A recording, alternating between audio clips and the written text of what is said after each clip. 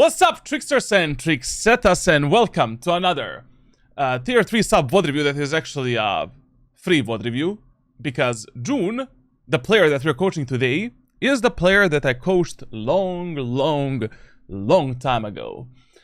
Basically, I already did private coaching with June. He is currently Platinum 3, playing Omen on Haven.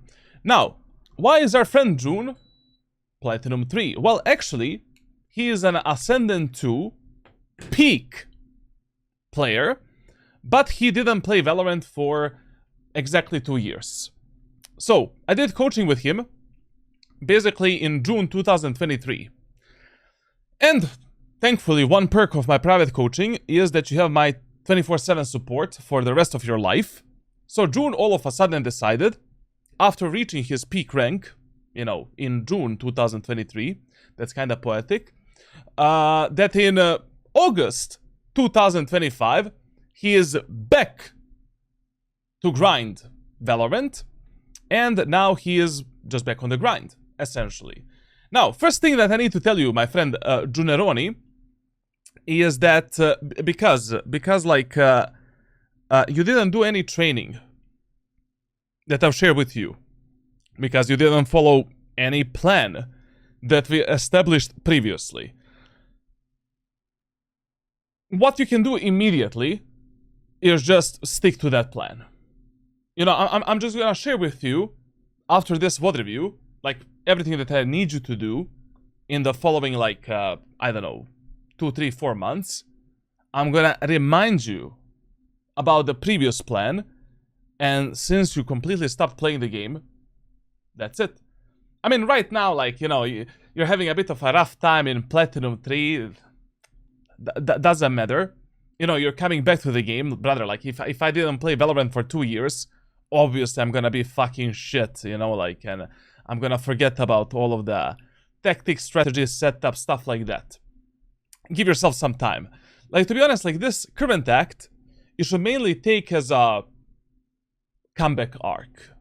You know, like, basically you're just trying to get back in the game on some regular routine, regular training, regular schmegular stuff. And the next act is the act to grind for you. As I already said, like, I'm definitely not gonna share something new with you when it comes to training and stuff like that, because you already have everything. Now is the time to grind again. Now is the time to grind. Now, one thing I don't understand, and the only reason why I opened up this tracker, I'm not gonna look at your tracker like you literally came back to Valorant, like there's nothing to look at. I know you. I have documents about you. I know what to do with you. Just, I don't understand. What the fuck are we playing here? Like, I coached you specifically on Jet and Phoenix, as far as my notes go, basically here.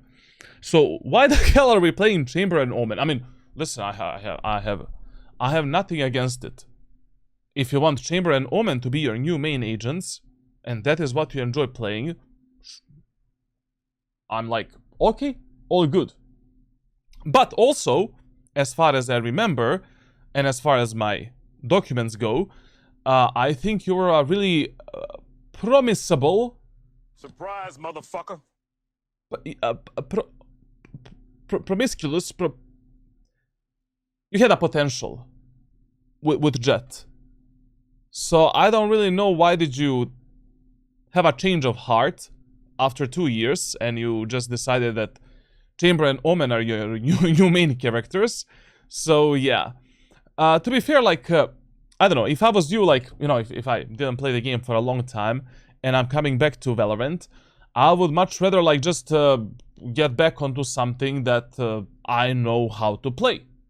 You know, something that I did before, some certain playstyle, certain path that I followed before is what I would try to do again. So, you know, a lot of, like, okay, I have a lot of players that come to my stream and they ask me, Charlatan, what do I do? How do I come back to the game after a break, vacation, etc.? First of all, how long is the break? 1 month is nothing. Few weeks is nothing. Like, but 2 years, a lot. Now, how do you come back? You come back by fucking playing the shit out of this game. You come back by playing what you already did before. Like, you know, you don't, if you're a Jet main or an Omen main, you don't want to pick ISO and just run it down, you know. You come back by having some kind of a consistent training that you should follow every single day if you want to come back faster, obviously. So when you come back, you don't just spam ranked matches 24/7. A bit of warm-up, a bit of aim training, a bit of like, you know, let's see how the meta changed. Let's see the maps. Let's see some of the new tips, tricks, strategies, tactics. Like, how did the game develop during those months and years? And on top of that, you play like minimum 2 to 3 ranked matches per day, every single motherfucking day. That's how you come back. Now, you will have to tell me that through private messages. I don't know, like, why are you playing Omen and Chamber? Like, I'm 99% confident and certain that based on the notes that I have on my beautiful OLED monitor that I'm not using anymore for gaming, that you're a very, very promising and a very good Jet player. Jet Phoenix, whatever, like we did before, Duelist. But, as I said, if you want to play Chamber and Omen, no problemo. No need to be depresso. You know, I'm more than happy for you to pick these two characters. But I think that you should, you know, like, Jet, Omen, Chamber. Why not? You know, that's a Trinity Force of improvement. Trinity Force of improvement for Valorant.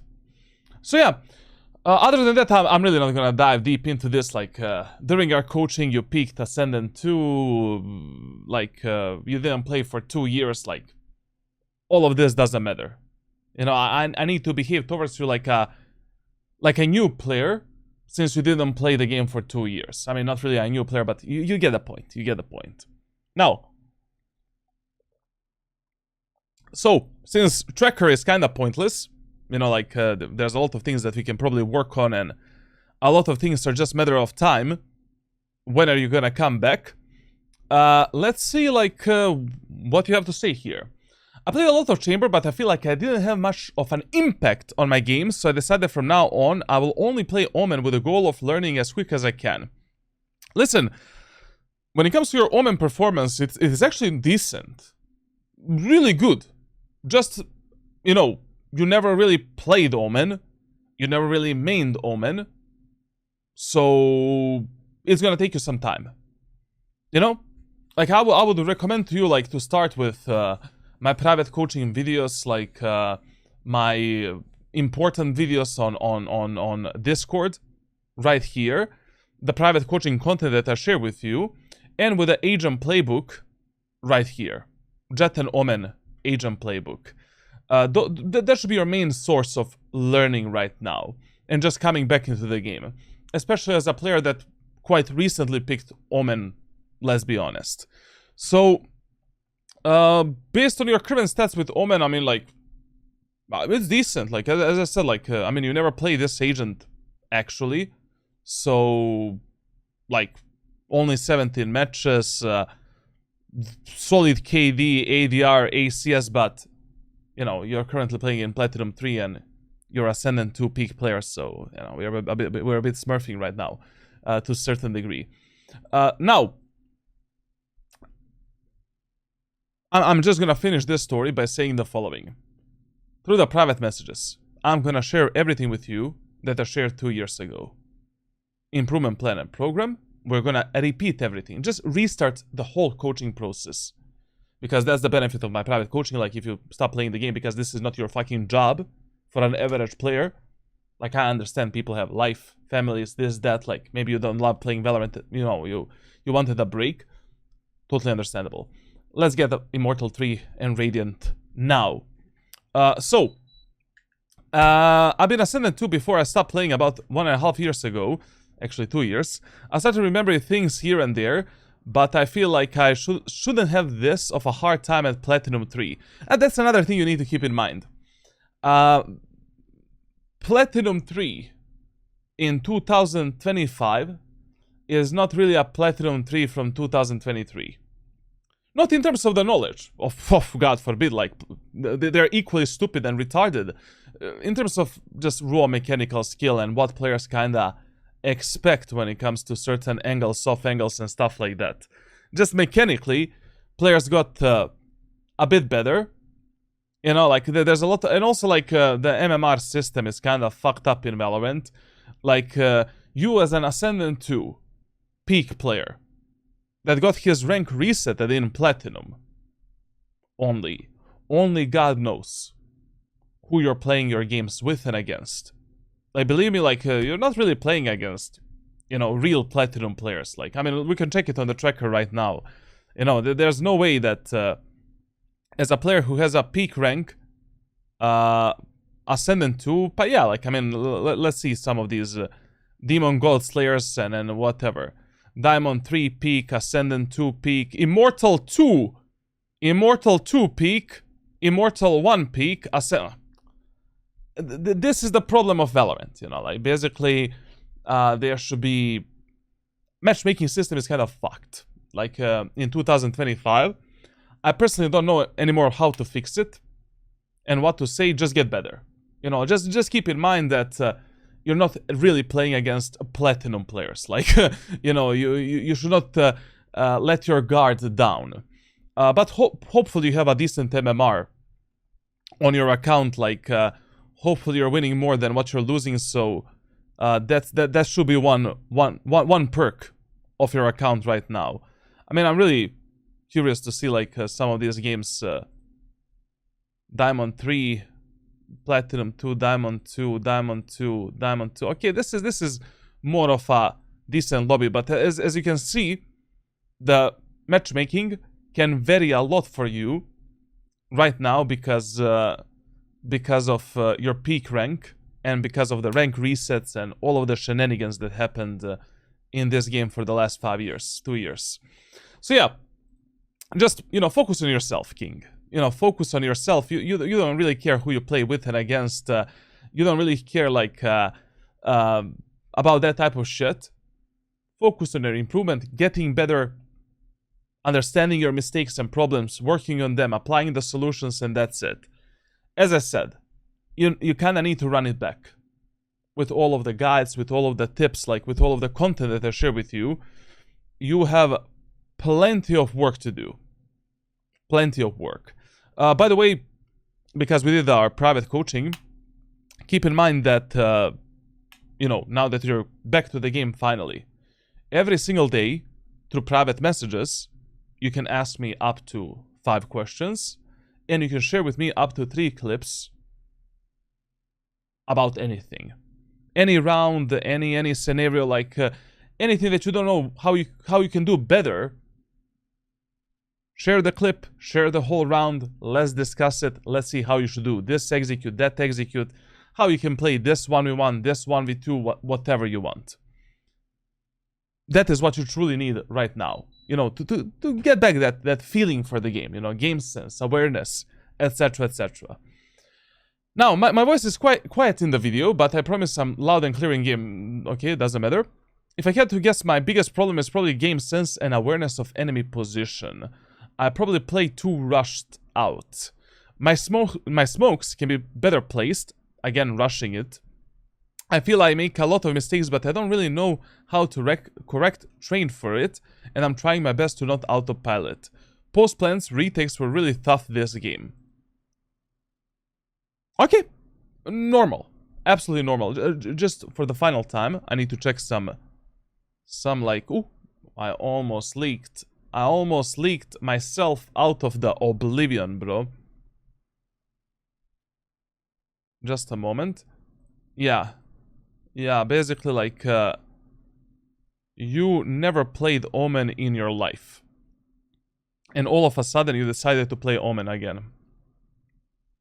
Okay, as I said, I am gonna support this Omen arc from your side, and I totally support it. Totally. Like, you know, Omen is still in 2025 the best agent for players' improvement, for players to understand different parts of the game, for players to get better at yada yada yada. But, you know, I still believe that your main agent should primarily be Jett. You know, I don't know, like just when I coached you on Jett, I have some distant memories. Like, I think I was coaching you a few times when I was on vacation on a seaside, if I remember correctly. And I have distant memories where you played really well. Like, I mean, I also have notes right here. That, I don't know, Jett was kind of made for you. I was made for loving you, baby. You were made for sucking me. Okay, now, let's start with Haven. So, you get in a match of Valorant. You get on Haven. First thing you're asking yourself which map you play. You already know that you play Haven. Congratulations. How do we play Haven on a defender's side? Default site, A site. Number 1 priority. C site, number 2 priority. B site, number 3 priority. First round, we always start on A. Second round, we always play in the garage. And we play fast rotations between B and C. Why? Whenever enemies on the attacker side are playing an eco round, halberd round, bonus round, you play somewhere here. Primarily, you're defending the garage and playing fast rotations left and right. From the third round, we're just reading the enemies and trying to adapt to them. You don't want to read the enemies. You don't know how to read the enemies. You are autopiloting, or generally speaking, you cannot read the enemies because they're doing random dumb shit. Start every round around the B site and garage and simply play fast rotations between A and B. It is totally fine. Unless your teammates are doing some aggressive plays and you need to support them because you think they're gonna die. Like a motherfucking potatoes. Now, in the first round with Omen, without any doubts, we should be doing the classic shorty strategy that you're already doing right now. Just when you're doing this strategy, remember you have 2 buy options. Below Immortal, I would go for what you're doing right now. Classic Light Shield, Shrouded Steps, 1 Smoke and Shorty. But you can also go, you know, maybe without the Light Shield and just buy the utility, you know, like 2 Smokes, Paranoia, and 1 Shrouded Steps. Let's see how this is gonna look like. I don't have high hopes. Smite skin is there. This can be a bit cleaner. Like the secret of this juggling, my brother, is to look up here, so that the gun is falling. You see where my classic pistol ends after the first drop. So basically, you look up here and then bop, bop, bop. 3 times. Three bops. 3 bops.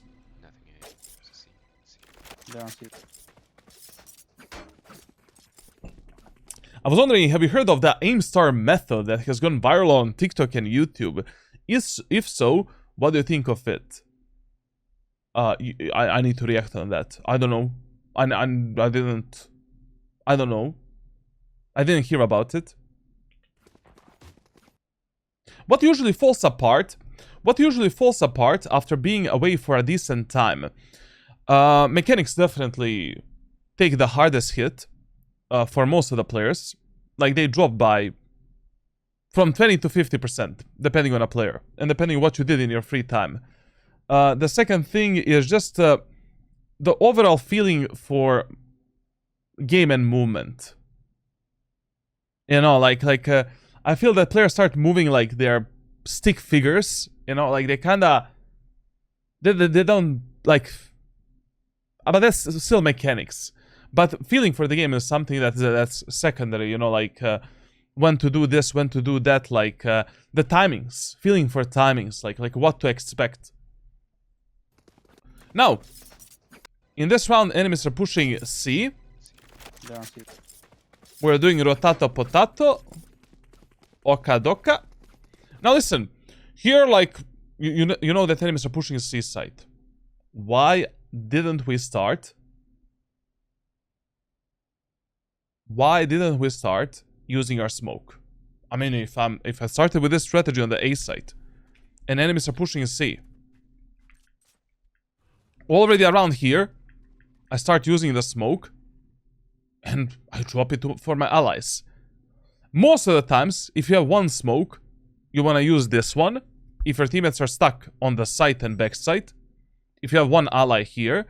But if you have two teammates holding this choke point, I mean, you can just do a regular smoke and deal with it, essentially.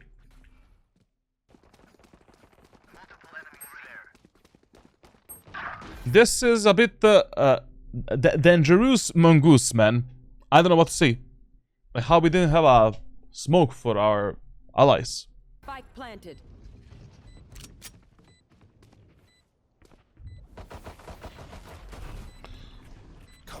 I love this a lot. I love this a lot.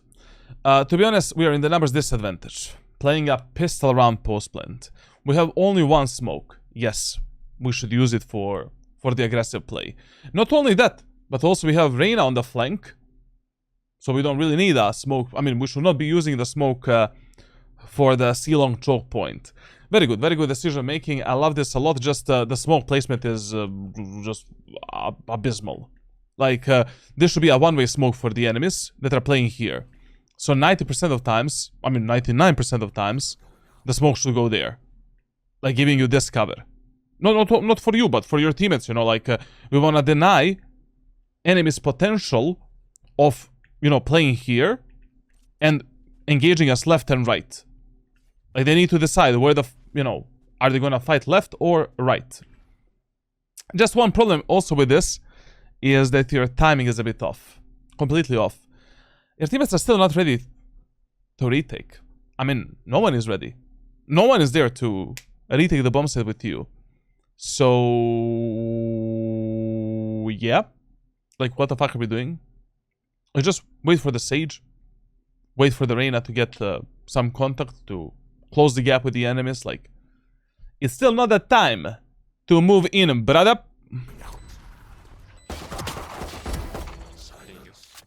Now is the time to move in.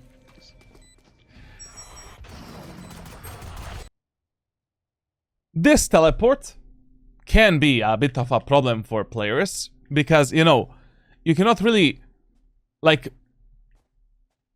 you need to go a bit forward, you know, like basically you need to expose yourself to the enemies if you want to teleport up there. Like, you cannot teleport from here. You can teleport from here, but you're still exposing yourself to the enemies. So no matter how you want to do it, you will have to jump forward. Thank you, Vape Lord SVR. Thank you a lot, man. And so in Vest, thank you a lot for the tier 1. I saw you late previously. So with this when you're using this teleport, you really need to use it as a recon tool. Also, you know, like you really you really need to, like, he's literally both of these guys. Like, it's not like that's not their names. Like, literally, like. Okay, or girls, I don't know. So basically, you need to expose yourself. I mean, anyways, you're using this teleport as a recon tool as well, to give your teammates an info if enemies are here, there, here, etc. Bro, is smoking top of A short box and teleporting top of A long box a good play? I never seen that. I do always. I need to ask, like, what the actual fuck? Smoking top of short box. Okay, you smoke this. And where do you teleport? Here? Is that what you said? Is this long box for you? Is this a long box? Well, I mean, you can do that. Like, yeah, okay. Okay. I just never heard anyone call that a long box.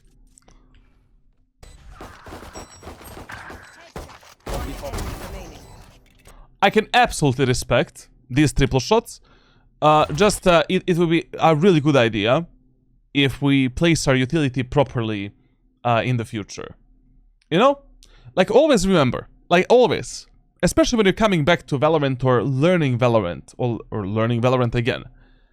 Number one priority is what? Mother effing precision. Always. And whatever you do, you want to be precise. Always. Secondary focus is mother effing speed. So basically, in Valorant, if your utility is not precise, if your utility is bad, it doesn't matter how fast it is. Literally doesn't matter. Like, a bad utility that is fast is gonna cost you 10 times more than a good utility that is slow. Anyways, over time you will become faster. You know? You don't go to the gym and just rep out those fucking bench. You know, like, my guy is doing a bench press and he is activating every muscle group that is not chest. Like, he's working legs on a bench press. Same mindset you apply to Valorant and we're good to go. Picking this fight, absolutely fine. I mean, like, anyways, you kind of missed your smoke here. Like, going from the right side, not that big of a deal. You know that enemies are close to you anyways, and yeah, sure. Now, second round of Haven. We always play instead of Garage. Always. Why? Because 80% of times in a second round, the first contact between your team and the enemy team will happen somewhere in this area. Primarily somewhere on mid. You cannot you cannot allow your teammates to have this job of defending the mid and garage in the second round. So what we can do is, like, you know, with Omen you can buy a judge, heavy shield utility, just demolish the enemies with a judge. You can go with the outlaw and light shield and utility, hold, you know, an angle. But basically I love to hold this off angle here. We can try to do that. Like, you can buy the Stinger with a heavy shield utility and shorty and just do this. No reason to do any aggressive plays or anything, just mow down the enemies with a gun advantage that you have at that moment of time. Playing A site, I don't know. You know, too much of a gamble. Too much.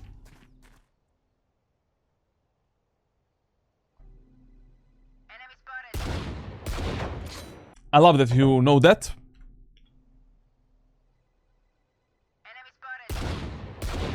I just don't know, like, where the fuck the first shot went, if I can ask. Like, how did his first shot end up? Like, there should be a kill. What the fuck? How did he shoot this, bro? To be honest, this should have been your kill. And I'm really glad, you know, that is spammable with high pen weapons. Very good game knowledge.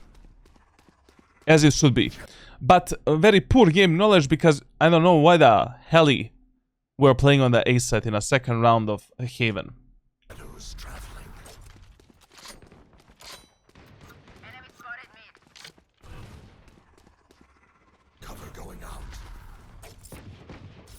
This is a very dangerous mongoose round, to be honest. Very, very dangerous. And also, like, what I don't like here is that you're behaving towards the garage like there's no one there. How? Like, how do you know that there's nobody in the garage right now? I don't know, you don't know, we don't know, like, nobody knows. Like, literally, what the fuck? Gerald, Wall Street man. Welcome, Baberoni. Ooh, and this is how you clear it? I mean, you cannot hold this angle if you don't know if the enemies are on the right side. If you want to hold the garage now, you need to clear everything. Left, right, and then we hold it.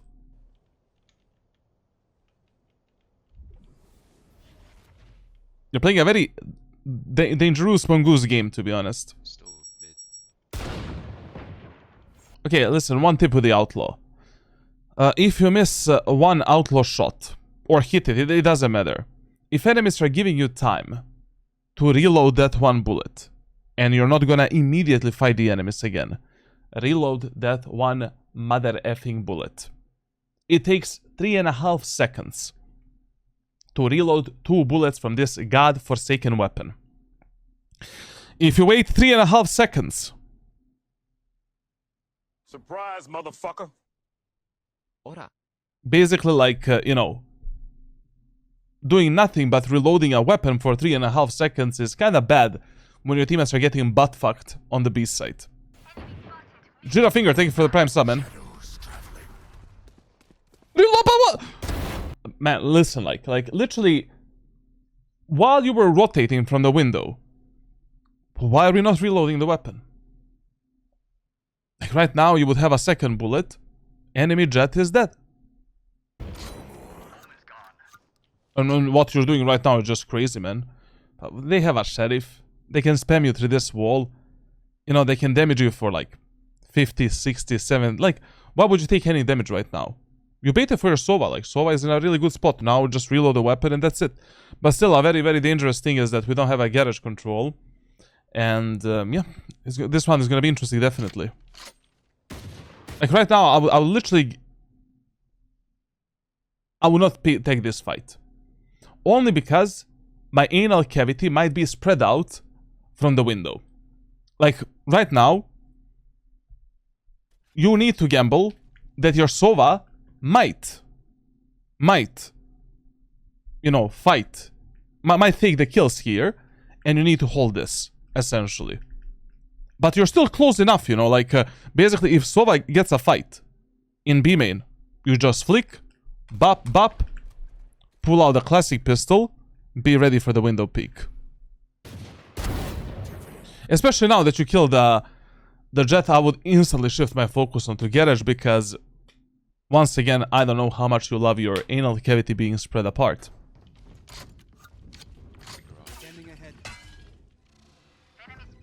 Okay, we know where's the Sova. Okay, now we know both.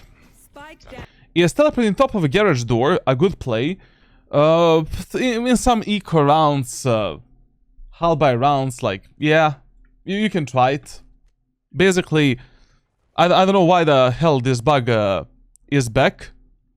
But you need a lineup for this. It just, I don't know, like, it's very situational. Because you cannot teleport silently there.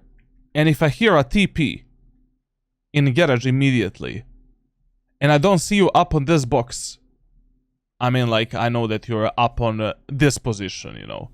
And this teleport is quite loud. I mean, you can hear this teleport at the start immediately.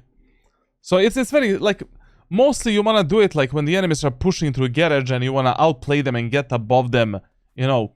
Enemies are already moving in, you paranoid them, you teleport up there and fuck them up, I guess, but I don't know. Like, it's very situational. Like, man, in low elos, it might work really well. Like, from Iron 1 to Diamond 3, success rate is like, it can be high. Just from Ascendant 1 above, like, I don't know. They should use some brain. You can do it with Jet, no, like, for some reason only Omen. Valorant knows who's a Giga Chad. Now, 2 mistakes this round. Mistake number 1,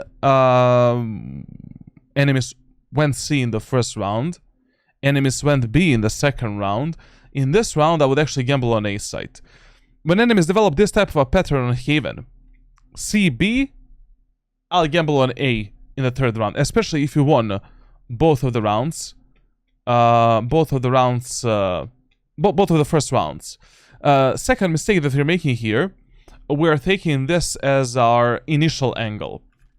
This angle you want to play here, immediately as the round starts, only if you're playing some double tower setup.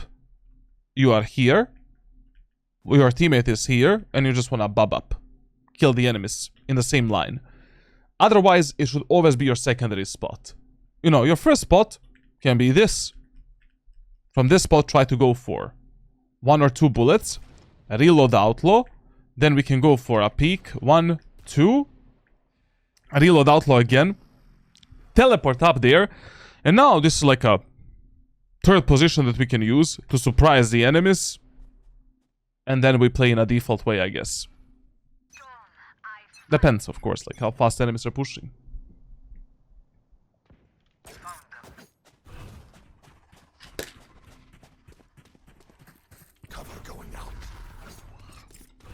As I said, like when enemies are so readable, and when we already have these A, B, C, D, E, F, G like rules, rule of fear, rule of 3 executes, rule of Jesus Christ. Let's just use them. Very long. You will not kill my ally.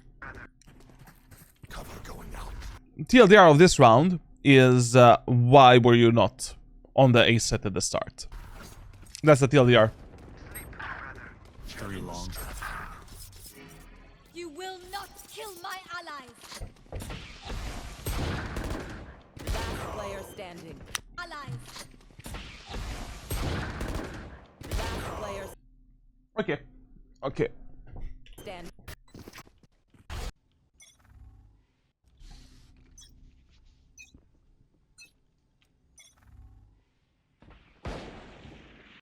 Good cross replacement. Good hold as well. I love it. Cover going out. Good starting position as well, because like this whole match, enemies are going A, B, C, D, E, F, G. So yeah, we can play B side.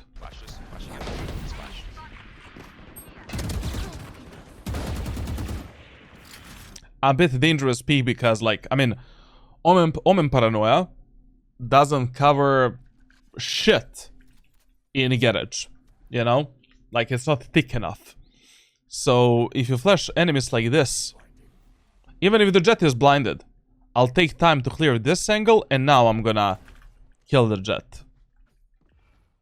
Can you smoke long? Shadows traveling. I don't know, what is that smoke? Like, basically, you don't know how much space enemies have taken. Enemies can, if the enemies can already be here, you always smoke like this. Always like that. You smoke like this when you're 99% certain there's not a single enemy there.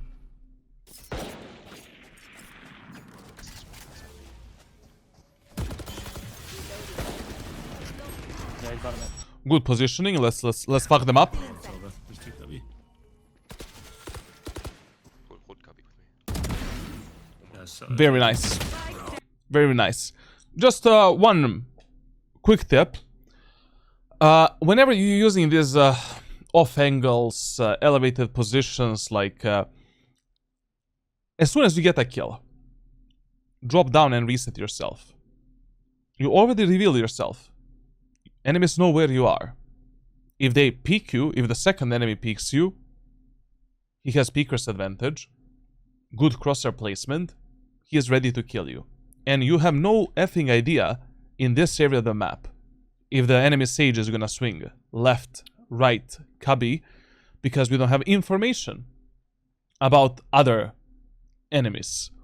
So in these type of scenarios, you always want to reset yourself. We can jump spot the enemies for the info and then engage them again a bit later. yes, Sage was. So this death is a bit of your problem, to be honest. Yes, Reyna could have been there with you. She could have held this Sage peak together. But at the end of the day, like, you don't need to... Your job is done.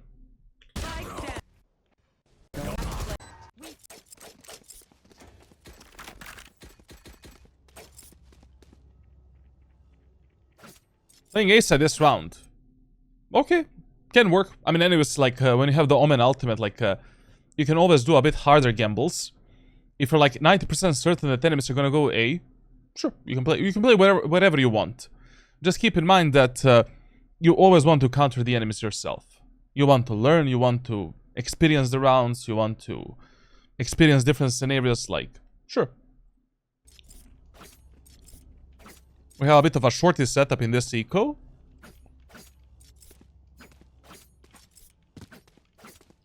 I mean, even if you're playing an eco round, do the classic shorty. Like, don't just stay with the shorty. Get the classic pistol as well, because once you fire the 2 shots of the shorty, you still have a classic pistol that you can pick up, and which is gonna allow you to continue fighting the enemies. Yes, Sersky. We talked about this. Okay, this is just a fast rotation. Now, to be honest, in this round, I made a bit of a mistake. Like, this is the round where I would not teleport. There's just no way. Like, in eco rounds, it's a bit of a waste. Anyways, we only have a shorty, so we might save this ultimate for the future rounds. It's a bit better idea.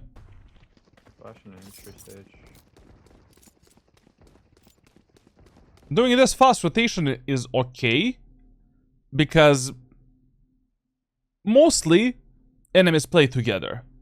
And there's not a single round where they have someone that lurks, flanks, or takes space alone.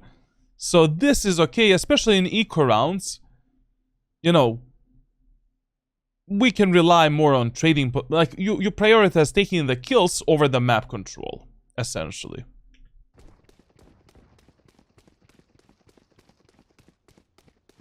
Why the shorty thing is better in A short than A long.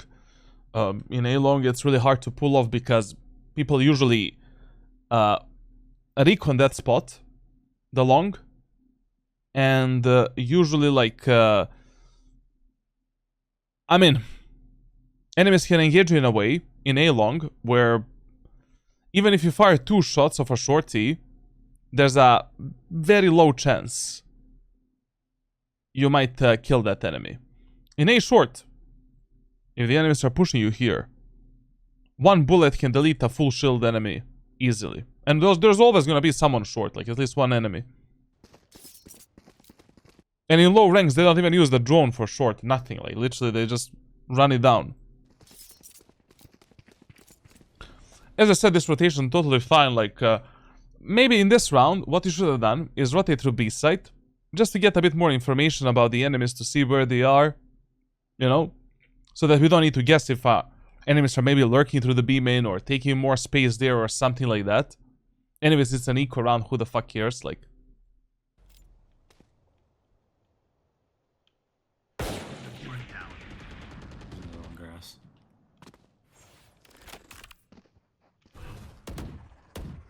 Okay. A bit of a double bait setup in garage. I love this. You're probably my answer here. That's, you see, that's what I'm talking about. Like, diamond / ascendant initiator, bro. Like, and then they ask, like, how am I stuck, bro? What is this setup, bro? Like,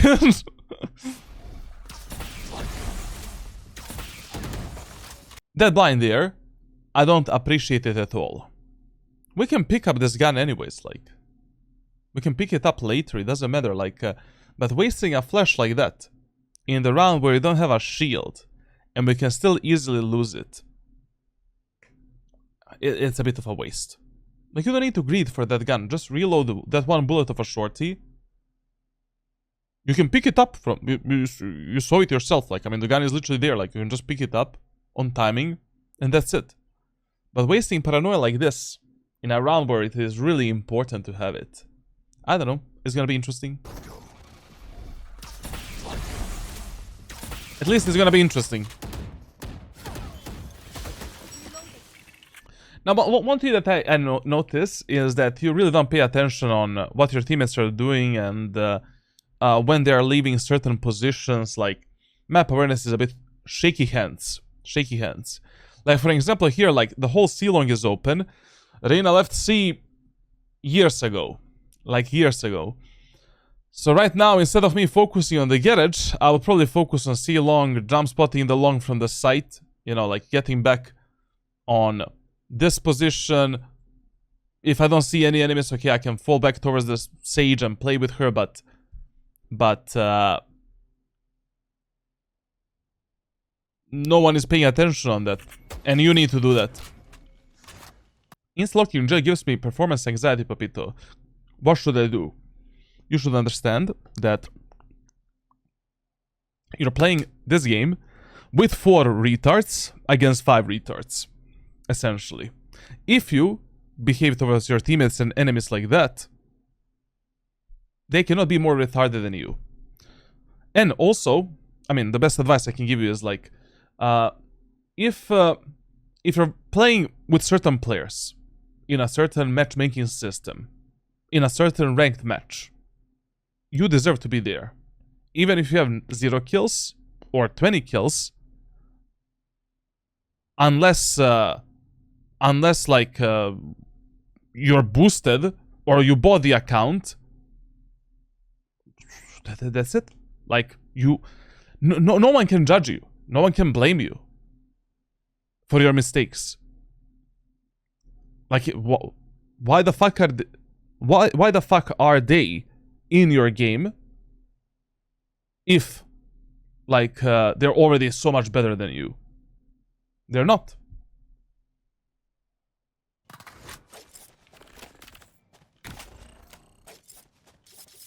Mukujin said, "You're not a pro, just peek." How do you get better with shorty? I'll cover that maybe a bit later. Like I already explained that to this guy that I'm. So let me see what I'm gonna see in this video.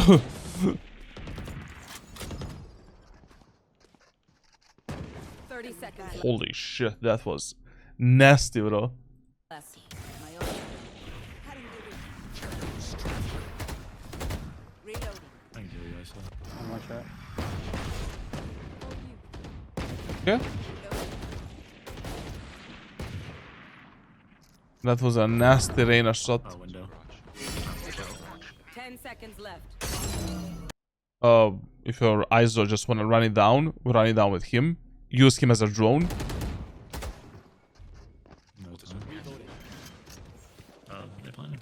Are we gonna kill that Jet? Jet is still window, no? Spike planted.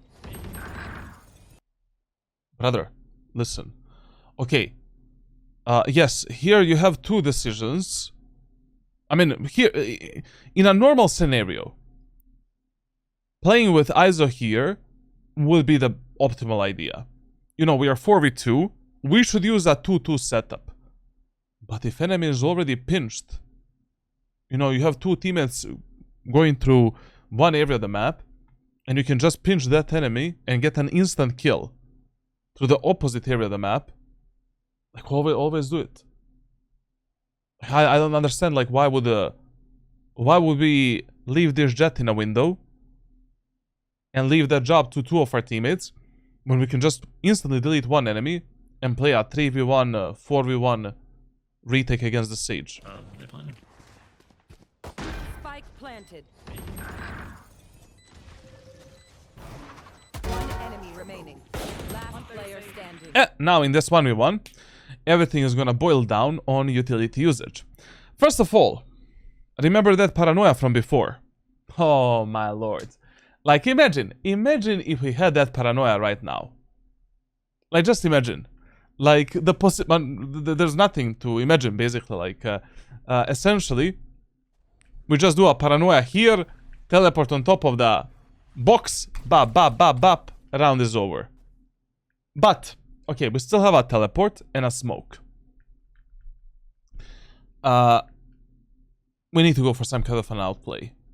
Like, we need to play, like, you're playing Omen, and the reason why you're playing Omen is because you wanna outplay, you wanna apply some pressure onto this Sage.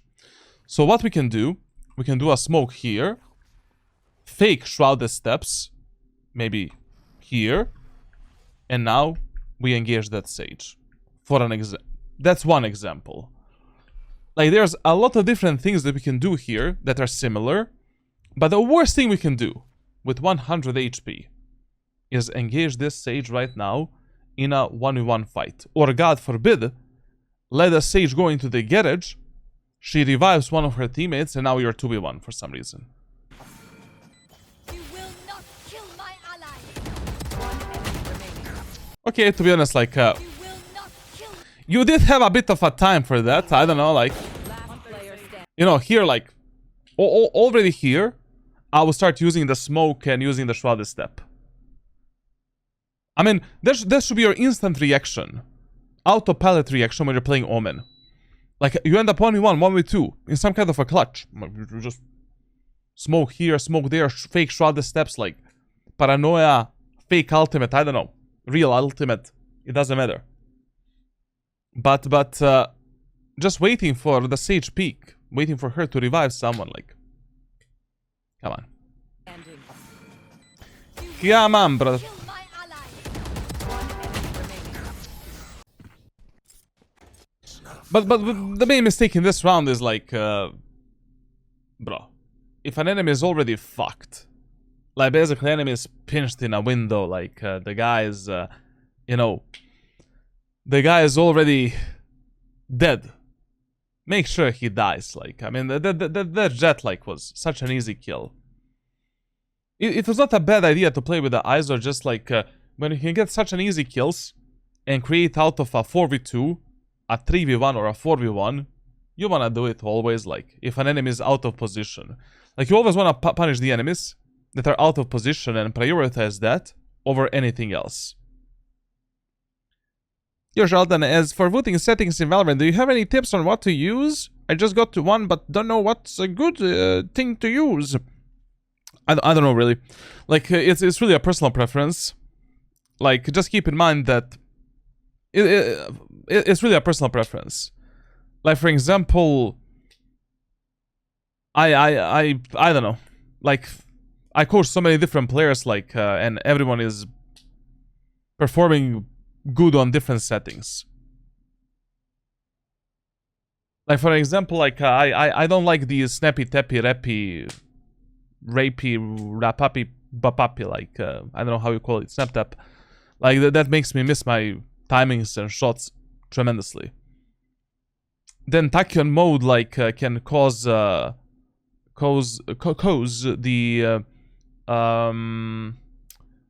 lag input. I'm stuttering for your CPU and PC. Then, like, so I don't know, maybe you have problems with that.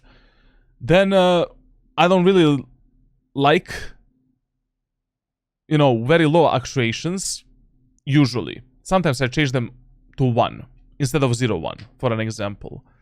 So I don't know, like, there's some players that simply cannot perform on 0. Like, just test it. Experiment a bit. You got a really good keyboard.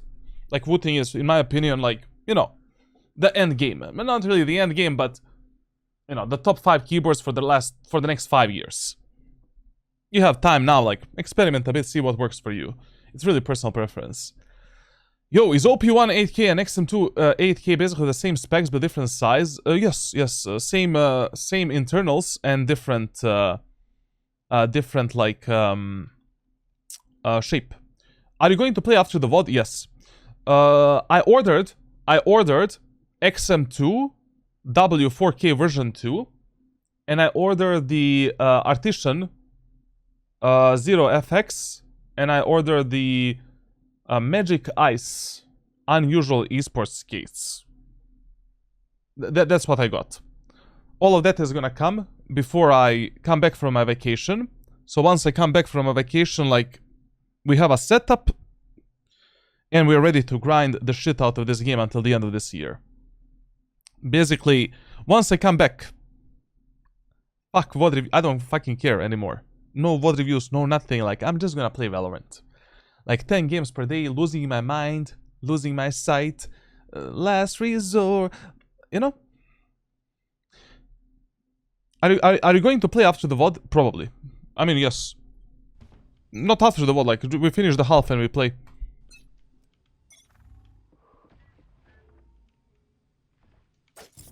I don't know, man, like, in the last year, for the last year, I didn't have a single month where I can connect days in a row playing Valorant.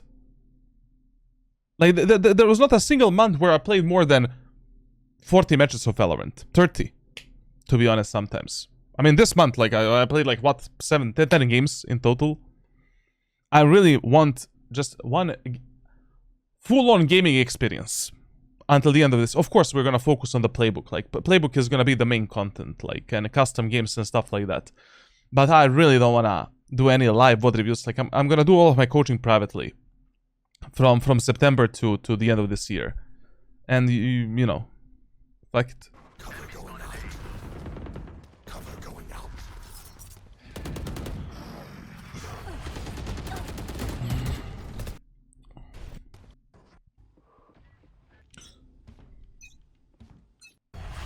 Snuff them out.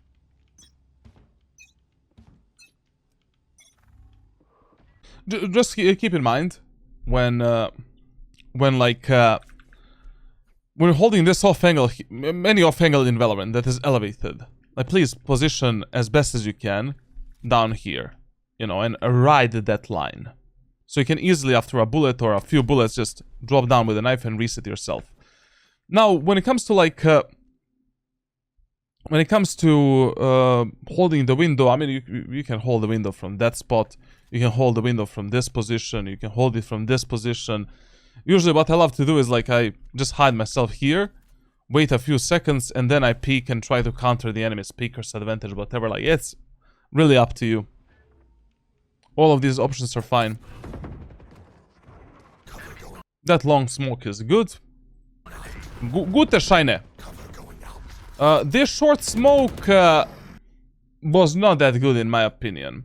I mean, if your teammates are already fighting aggressively for a short, and your teammates already are taking this line of sight, I would just use this smoke, to be honest. Like, let's fully block them off. Like, why would we give them this space? And anyways, like, you know, if you're already getting on the bomb site, one of the best things that you can do with Omen when the enemies are stuck there, just paranoid the shit out of the enemies and run them down with a shorty and delete them. I mean, that's how we counter the Killjoy's ultimate as well. When is the next YouTube video coming? Tomorrow. 100 questions with me, and then on Sunday we have a corrode guide, and then nothing for a month.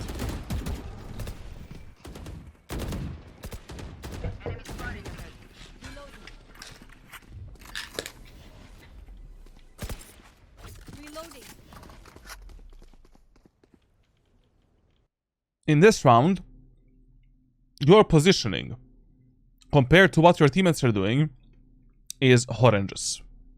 Like, literally horrendous. So, your Sova is scaling up. Your ISO is scaling up. Obviously, for no reason. I don't know why. Why do we need to be so aggressive? It's a bit dangerous. Dangerous, mongoose.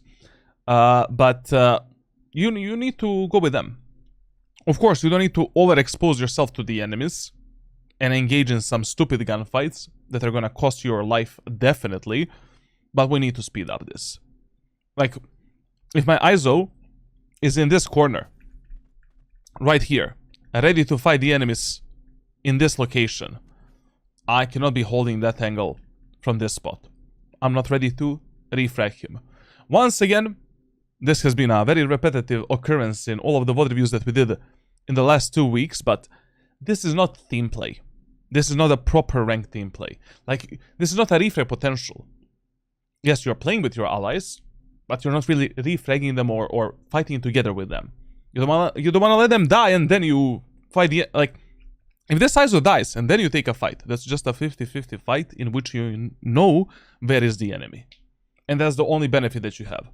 Get a bit closer, like, scale up, you know? We can jump spot this angle for ISO. ISO wanna fight, we fight together, that's it. Or Sova is doing this. Okay, let's move like this with the Sova. You know? Let's get on this position. Now we can fight with both ISO and the Zova. Zova, brother. But to be honest, like, I would definitely play here with the Sova because he looked mega, you know. A guy that is scaling up through A main and A long. I mean, yeah. We know how that goes in ranked solo queue.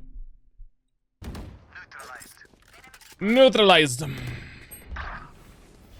So, TLDR, right now you should have been in A long, fighting with your Zova and refragging his little butthole. Shadows traveling. Do you want to heal Reyna? Or... That smoke there, I don't approve at all. The reason is you need to pay a bit more attention on, you know, enemies. I don't know. Like, I don't know why would we give the enemies so much space, essentially. Like, we know that no one is on the left side in Omen here.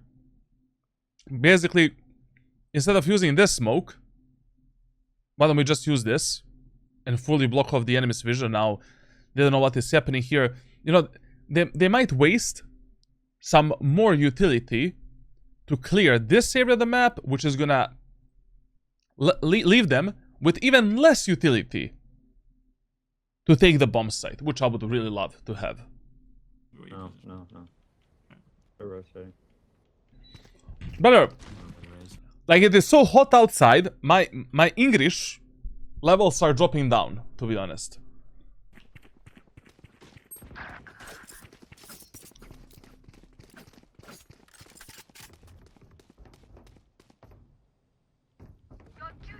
G on C. Smoke dart. Planning. Well, listen, like, in this type of a scenario, like, if one of your teammates is in the front lines, going for a fast retake, or he wanna fight the enemies, just play with him. It's very simple. Especially here, like, the CT is smoked off. We have a slow orb. Muy bien, muy bien. We just fight for the window with the ISO, take the window control, wait for the Zova and Sage to come back, and we go for a retake. Spike planted.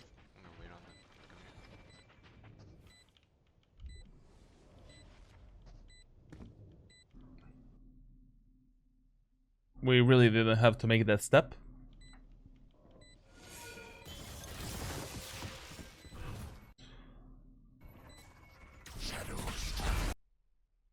That smoke should be a bit more towards the enemies, you know, like, we already talked about it. It should be right here.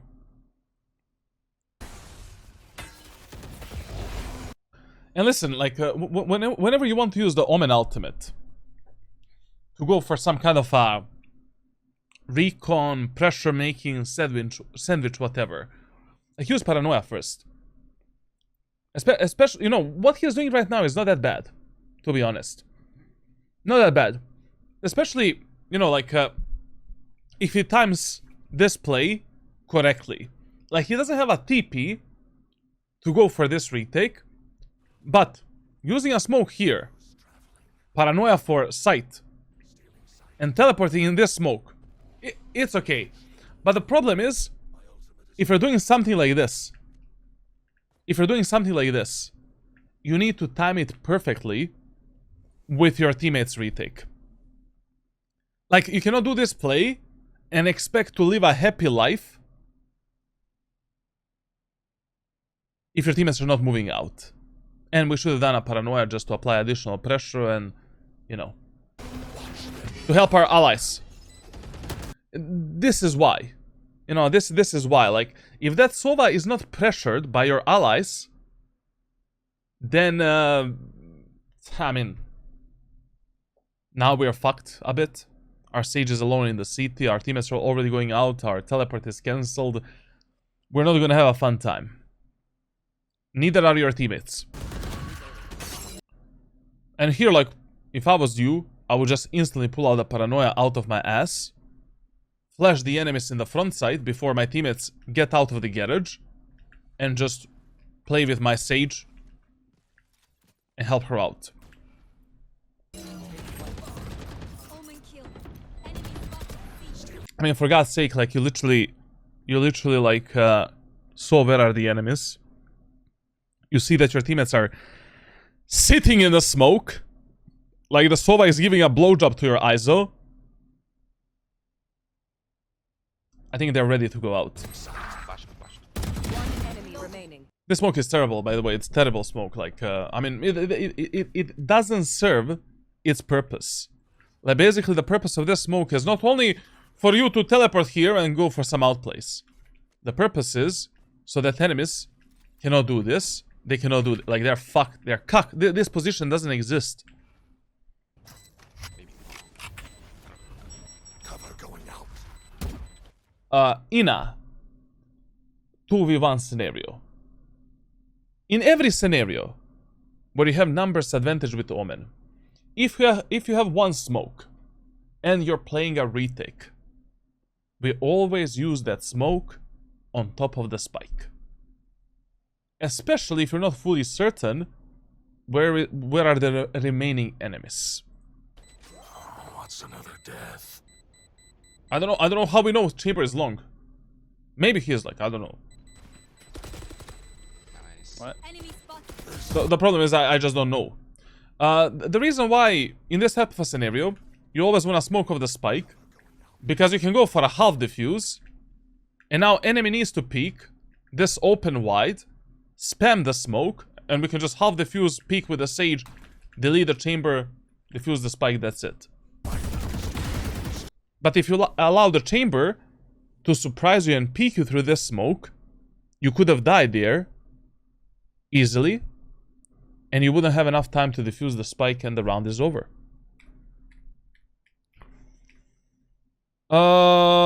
Okay, I mean, based on enemy's pattern of pushing so far, sure, fine. You know, we can start on the B side. Generally speaking, like on Haven, like, if you cannot fully read the enemies, you don't fully understand where they're gonna go and what they're gonna do, yeah, you can start on B and play fast rotations, A, C, garage, etc. Yo, Frost, I'm gonna give you a moderator later. Like, can I give it through this platform? No, I cannot. I'll give it later. Wie geht es dir, Papito? Wie läuft dein Tag? Sehr gut, my friend. Sehr gut. You want to play? Let's play. Alles gut. Now listen, especially, you know, especially against the chamber with the ultimate or anyone with the operator, you don't want to hold the window this wide. To be honest, like, you know, when you're holding these angles with this type of a tight crosshair placement, hold them as tight as your reaction time allows you. Like, if you already want to hold this angle with this crosshair placement, narrow it down. You know, hold it like this. Now it's a 70-30, 90-10 angle. We're not really using this angle to kill the enemies 10 out of 10 times. We want to potentially kill them, stay alive, and maybe re-engage the enemies, you know, later with our peeker's advantage and stuff like that.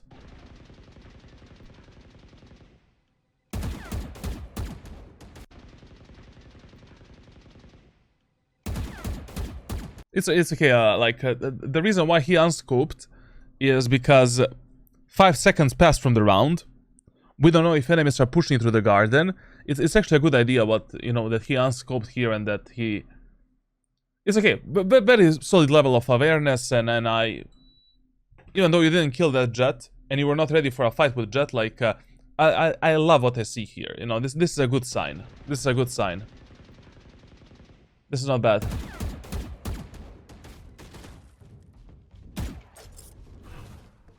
Shadows traveling. Okay, we have Reyna on the lurk again. They are joining B. And our Sova is actually joining B.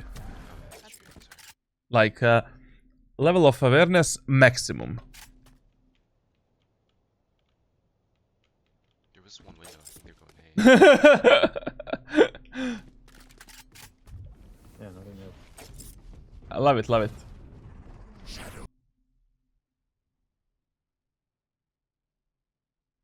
We're not playing in silver and bronze anymore. Like, and you're not even platinum player, you're fucking ascendant, like, you know? Brother, if you're crossing this area of the map, you need to do this, and now you can start using utility and moving forward. How do you know that maybe one enemy didn't hide here or here?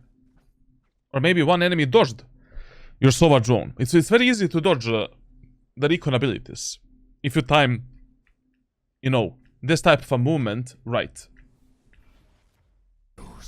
On the flat. I really hope we don't die from backshots. Now, the short smoke is absolutely terrible. If you have only one smoke, and you have only one teammate on the A site, that is stuck like a motherfucker, the only smoke you should give to that teammate is this smoke. Generally speaking, whenever you have only one teammate defending the A side hard, you know, his backside, maybe here, I don't know, like, anybody, it doesn't matter that much. Give your teammates this trial and smoke right here. Like, this is the only smoke that your ISO can use successfully to stay alive, to outmaneuver the enemies, and potentially get some kills. But with this smoke here, only God can help our ISO. The problem is, like, even though Sova is there, I mean, like, enemies can go for a jiggle peek, like, enemies can peek him like this. Like, Sova doesn't have a clean line of sight. Spike down. In this example, we got a bit lucky that enemies from the A long were not fast enough to essentially scale up with the enemies in A short. But this smoke in this example, 90% of times it is bad. 90% of times. Down A. This fight, this fight. Hold this quick. Chamber still has the op. God help us.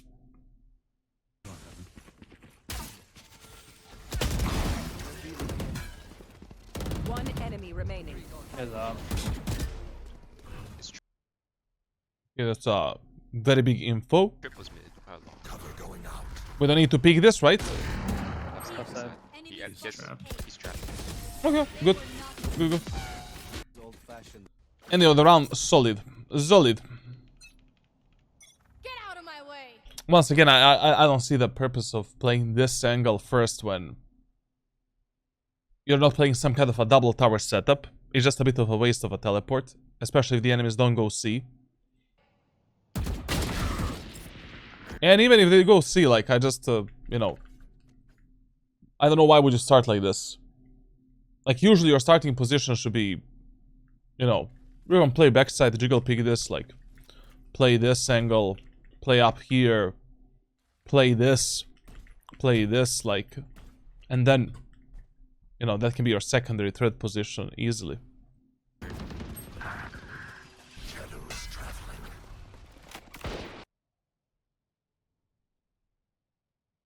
But you heard the footsteps there. Now, let me give you one tip here, like, so basically, this is a very common occurrence in Valorant, and one of the big mistakes that players make in ranked solo queue. So you're defending a bomb site with 2 choke points. Your teammates lost 1 choke point, and we also don't have the control of a second choke point as well. Enemies are splitting us right now through both of these choke points. You have a teammate fighting for 1 choke point, and you decide to fight for the other. Fuck that shit.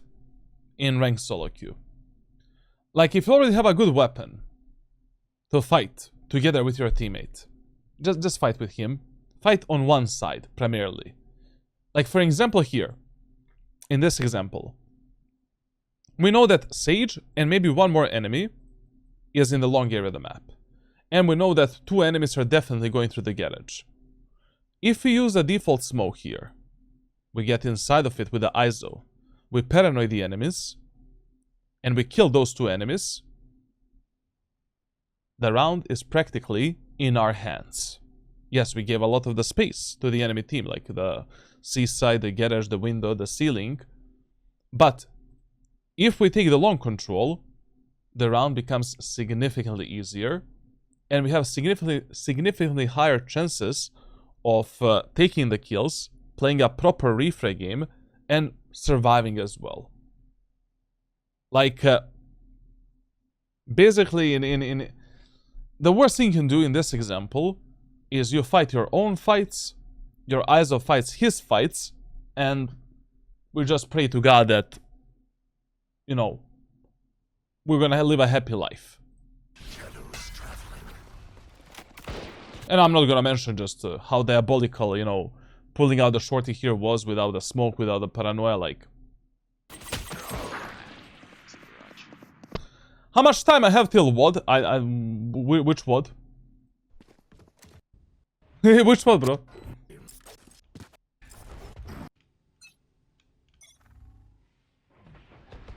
Someone outside. Guard.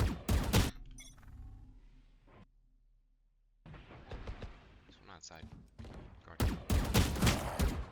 Okay, those are those rusty mechanics that we talked about. Like, actually, I noticed a few problems in your mechanical skill already that maybe we can fix with a bit different training than what I originally shared with you. So I'm probably gonna give you a new aim training, anyways. Like, since you're coming back, and you know, let's put you into some good motion. Very good at my G repositioned. Shadows traveling. Very bad that you're making a lot of the footsteps and you're giving the enemies a clear idea where you're going. I mean, like, especially if, you know, there's a chance that if you got a chance, I don't know, like just when you're on the bomb site and there might be like 2, 3, 4, 5 enemies engaging you. Like, you don't want to let the enemies know what's happening beyond the smoke. Now, if I'm pushing B side, I mean, if I'm this jet and I heard you going left, I'm probably gonna hyper focus onto you, maybe smoke dash in your face because I know that I hit you for a lot of HP. That guy can maybe delete you with a shorty. So yeah. Are there any students who have better mechanics than you? A lot. Like, I mean, the yesterday guy that we VOD reviewed, that guy has, even though he is like ascendant, he already has better raw mechanics than me. He has worse positioning and worse movement, but raw mechanics, he can probably have, he can kill more hard bots. He can definitely like have higher scores than me in AimLabs Kovacs, but he is ascendant because of other problems.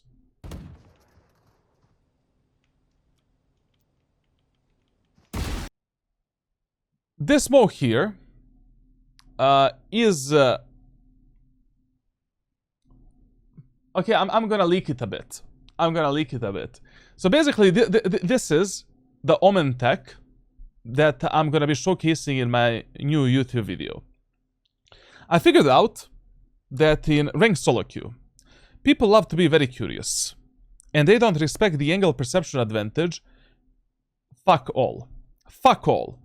Especially as you go higher through the ranks, players are more keen to search for the enemies through the gaps. If you leave the gaps. And those gaps never work in a favor of a player that is close to the smoke. I made a YouTube video where I played like 50 matches on one of my Radiant accounts, and I was consistently leaving the gaps. Like, for an example, I smoke A long, like this, here, and I intentionally give this gap to the enemies, so they peek me. But this gap works in a favor of me on the bomb site, and if I position in an off angle, such as this one, I can just fucking delete that guy and make a numbers advantage with 0 efforts, and basically like that's it. Now, obviously, this is just something for ranked. Like, this is not something you can. I don't know. Maybe you can. You probably don't want to use this in Premiere or like pro play, but using intentional bad smokes that leave the gaps in certain scenarios where enemies are pushing a bit slower. Enemies are gonna try to peek through these gaps like 9 out of 10 times, and these gaps, like, especially when you have the op or you're playing outlaw, brother, like, I'm gonna show it to you. Like, there was a match where I played like against like Kayak. The guy was so mad, bro. The guy was so mad. It was an ascent. and I left like I literally left a gap here, like I did a smoke, but I did it more towards the right side here, and I left intentionally a gap on the left side here, so he goes for this type of a peek, and I was playing up here with the op, because when you peek this gap, I mean enemies can be literally like here, here, here, anywhere, and most of the times, like, you know, they're not doing a 5-man execute.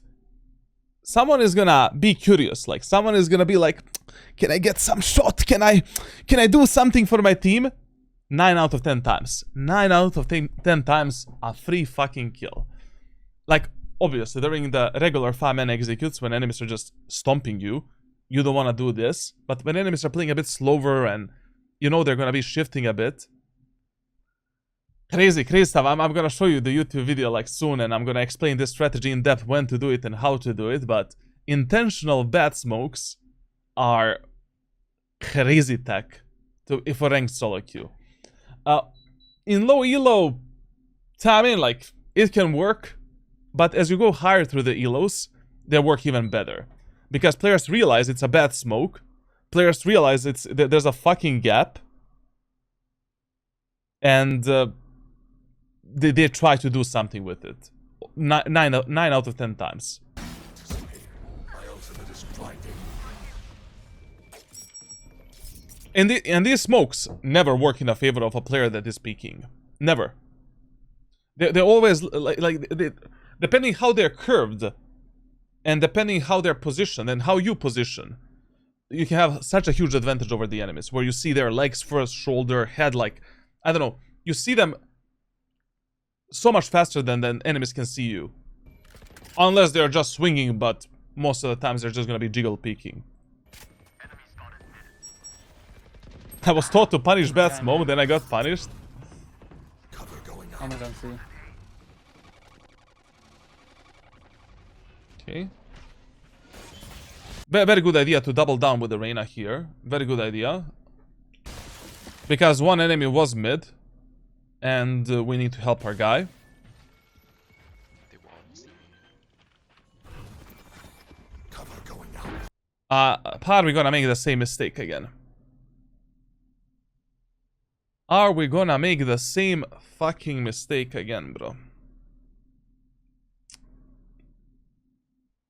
Bro, what is that smoke for? Spike planted. You know, you know that enemy jet was mid. You just fought her. She started mid. You killed the chamber.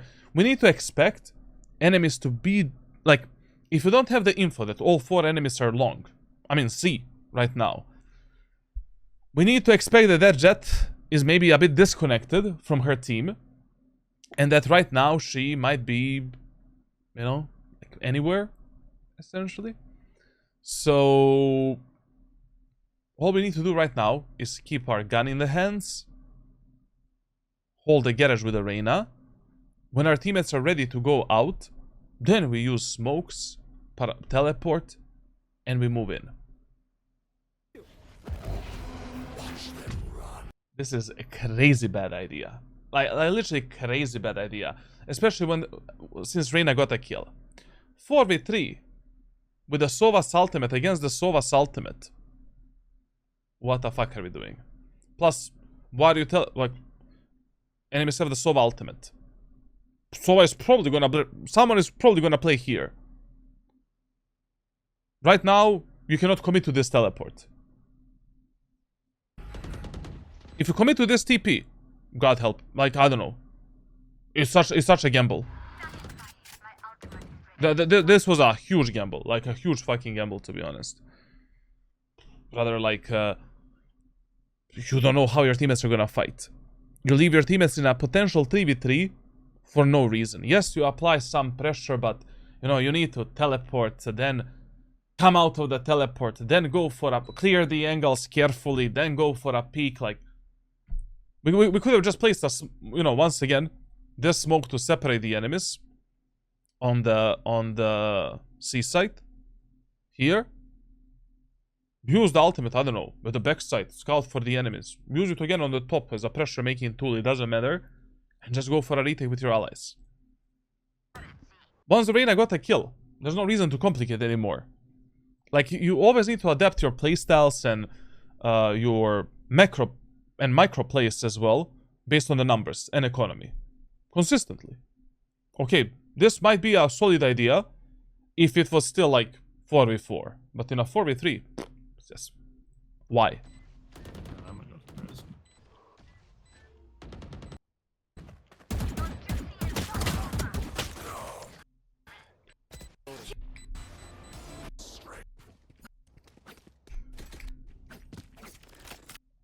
Benefit of a doubt. He is still coming back to the game. He didn't play for 2 years. It's okay, bro. I don't play for 1 day. That's how my aim looks like, so it's okay. I don't know why you're playing Asset in this round. Like, we noticed in these previous rounds that enemies are more keen and more, like, focused on abusing the B side, garage, and C. If enemies already didn't develop any strict pattern on Haven, just gamble on what they pushed the most or what they executed the most. In these eco rounds, like, in these eco rounds, you should stay with a shorty instead of a classic pistol. I mean, only in the first round you trade the shorty for the classic. Like, you have the highest skill potential right now with the shorty, going for some 2 smokes, 2 shrouded steps, like outplay, fucking up the enemies on C, creating weird setups, reshaping the map in your favor. Did you get the orange artisan? No, I got the black because of my ancestors, man. Like, it just runs in my veins. Brother, how did you stop nicotine? I cannot. I didn't. I came back. I came back after 3 months. For 3 months, nothing, bro. Nothing. And then, like, I just started again. I don't know. Right now, I'm going on a vacation for a month. Like, for a month, I'm not gonna be in my country. So, and obviously, I'm not gonna fucking smoke, like, you know, on a vacation, bro, in someone else's apartment and stuff. I don't do that ever. So I'm really hoping that, you know, finally I can just fully reset myself in every fucking aspect. Reset the habits. Like, I'll really try to, you know, those are the times where that you should try to use as a reset time, like these vacations and shit like that. I don't know, I've seen some people, they go to vacation, they go to seaside. Brother, how can you smoke or drink, like, alcohol when there is, like, 1 million degree outside? Like, I literally see people on seaside at 50 fucking degrees. They're in their little chair on the sun with a bottle of beer and a cigarette. What type of alien is that? Like, you're literally from another planet, man. The guy... Cancer. Cancer is nothing for that guy. He is the cancer, bro. Shadows traveling. Boomer genetics, literally, like... Boomer genetics, man. Boomer genetics.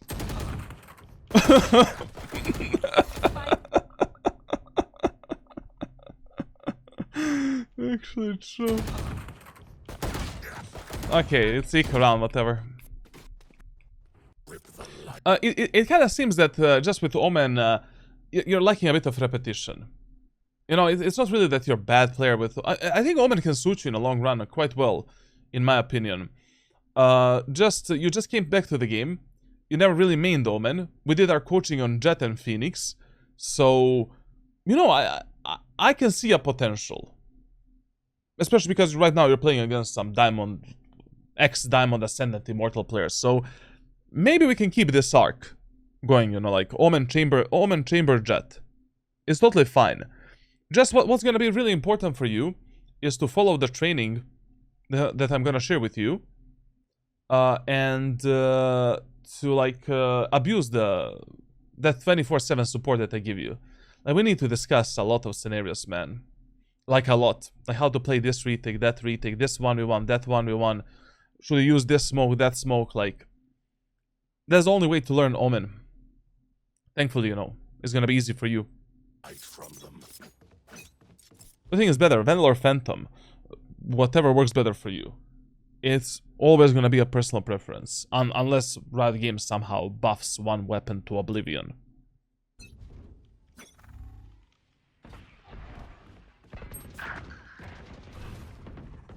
Yeah. That's actually true. He doesn't care about smoking on 40 degrees with a beer because he bought Boomer House for 2 bananas and I need to sell me a liver and my kidney. Yeah, like, basically like that. Basically like that. Okay, one quick tip.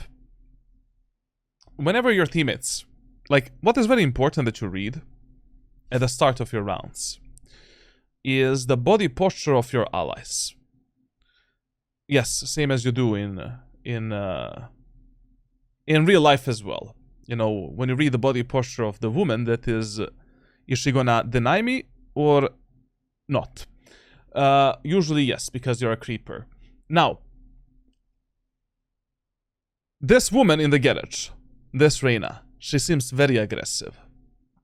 You know, she is staring in certain direction that usually tells you that that guy is gonna go for a peek and take some kind of a fight. Like, if you already are pre-assuming that this guy is gonna fight, we should fight with that Reyna. You know, like, I mean, if you already want to start on B set or garage, we might as well use this teammate and that aggression to do something. So, we can use a smoke here and maybe take a mid control together with the Reyna.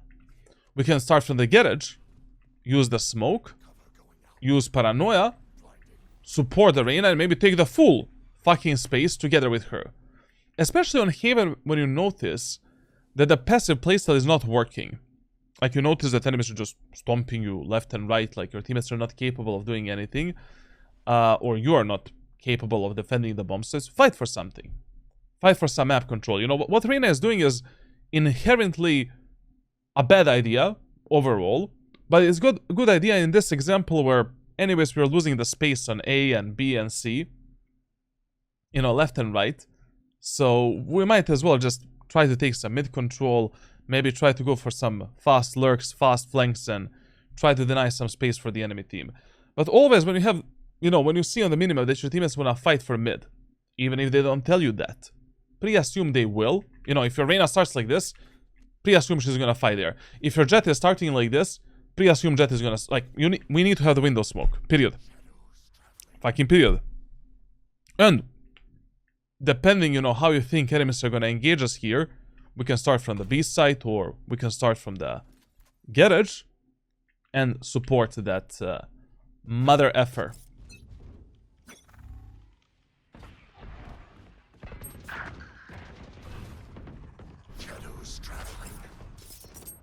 To be honest, this is like a really fast rotation on A.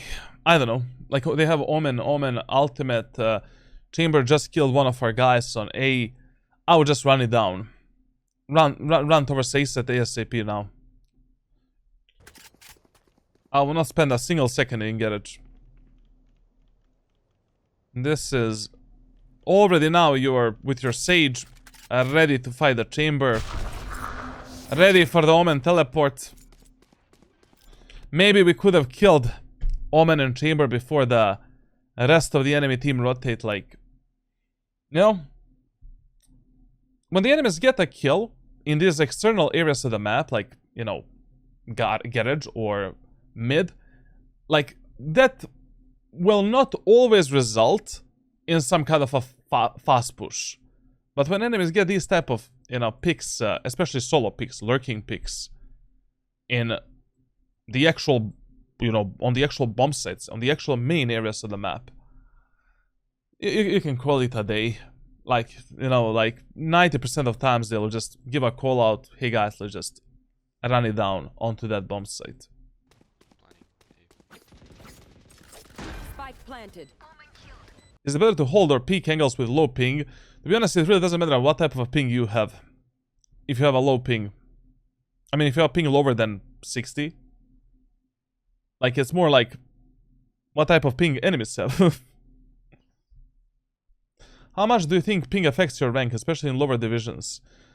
I mean, everything above 80 ping for me is unplayable. 80, 90. Valorant is terrible on high ping. Terrible. Super high ping.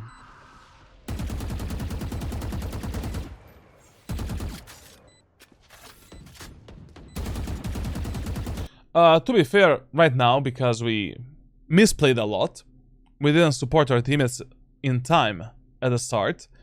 This is mission abortimus, unfortunately. Like, right now I'm calling this off.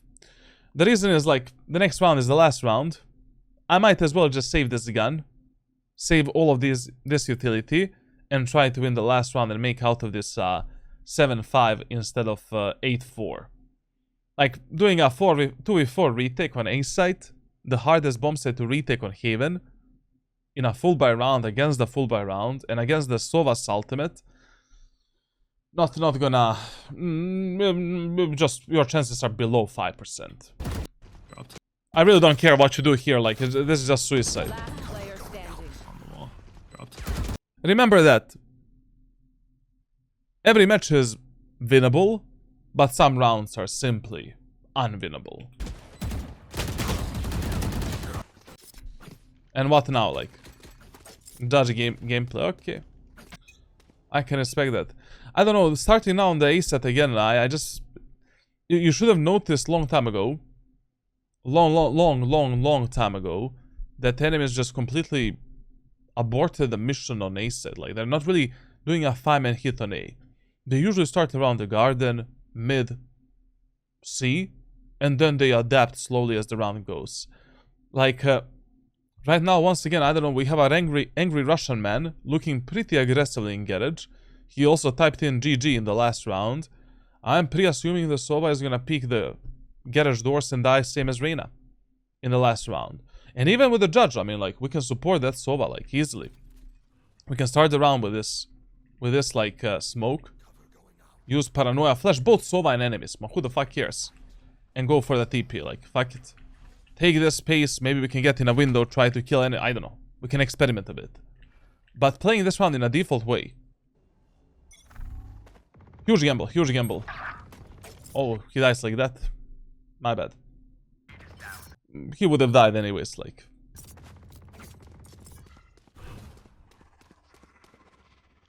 But still, right now, you would be on mid and maybe able to close the gap with the enemies and kill them with the judge. Cover going out. When you have teammate, you have one smoke. Your teammate is alone on the C side. Enemies are pushing C side. Prioritize this smoke over anything else. Same on the A set as well. Like, you do these type of smokes only when basically, like, you know, you have more than one teammate fighting for the site. And enemies don't have some big utility they can use to just stomp your allies before you rotate.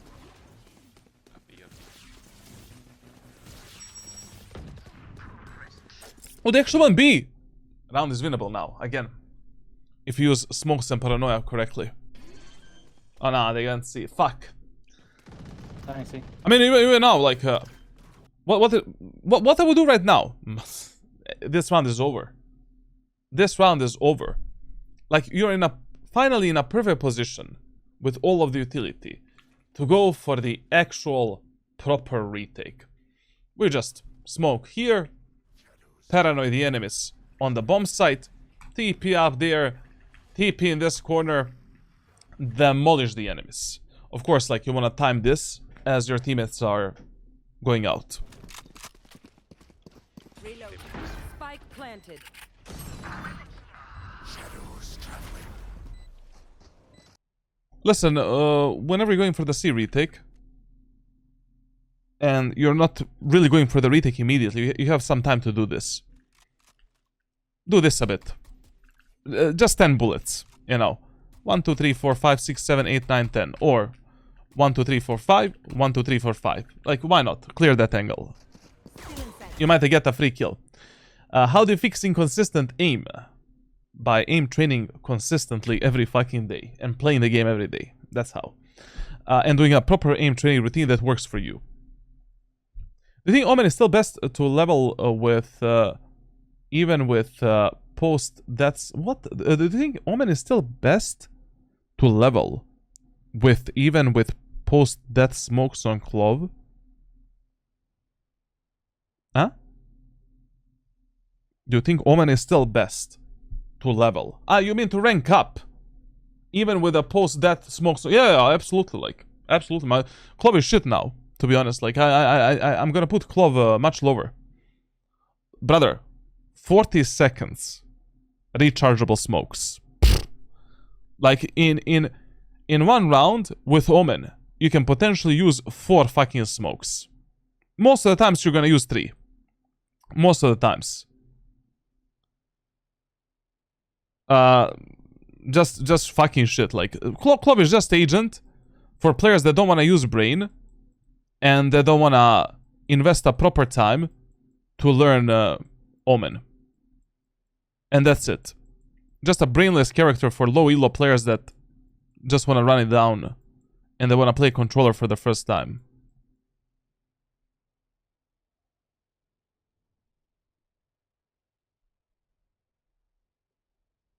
I recently started playing in my own region instead of with my friends, and my KD went okay. I've only ever played Valorant with 100 ping. Above TT can get past gold. 100 ping is hard, man. Like, it's literally like a challenge. Like, really, really fucking hard. I have 100 ping. I have 100 ping, like, on NA, and it's, I don't know, like, it's just impossible. I tried it. I was previously on a round. I mean, when the Valorant nerfed the high ping, basically, yeah, it's GG. Like in 2021, when I got Radiant in NA, like, I was playing on 150 ping. I didn't feel it. It seemed like I was playing on 40. Okay, not 40, but 80. Like, now, 100 ping is like, I don't know. Just abilities are coming back in your hands. I've only been aim training for a week and my consistency is way up. People, you know, people say why my aim is inconsistent. The guy plays Valorant 3 times per week. He does aim training once per week, and like, why my aim is inconsistent? Or they play like 6 ranked matches, do like 10 minutes of war. Why am I mechanically inconsistent? Like, that would be the same as saying, as you know, I say like right now, why is my aim shit? And I didn't do any aim training since 2021, 22. Why is my... I wonder why my mechanical skill is shit. Why am I inconsistent? Plus, I don't play the game, like...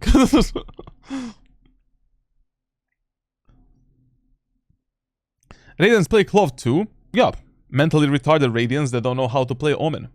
And Viper and Astra and other agents. I cannot play with 40 ping. They peek, I die, I peek... okay. Let's see the last round. Back right. Last player standing. Shadows traveling. I don't understand, like, why did you pull yourself so far away? First of all, if you did what I told you to do, to spam the box right here, maybe we could have killed the chamber. You know, this is the cheat code to killing the enemies behind this box.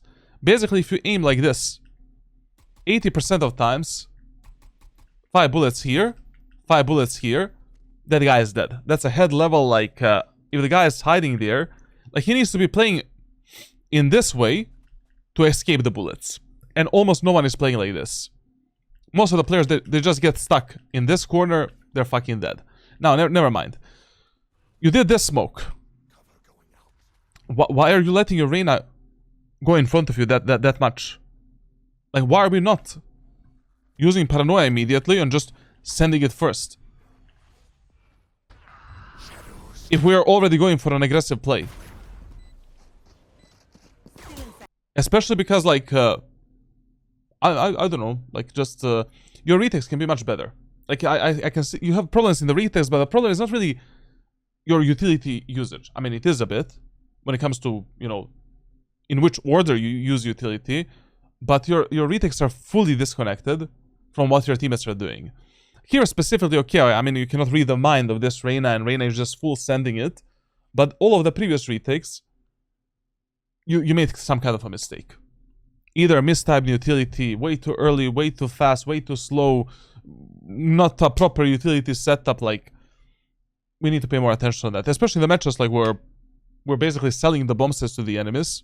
We need to have much better retakes. Back right. Last player standing. Okay. That was... Oh, we got a revive. Smoke the spike. Shadows traveling.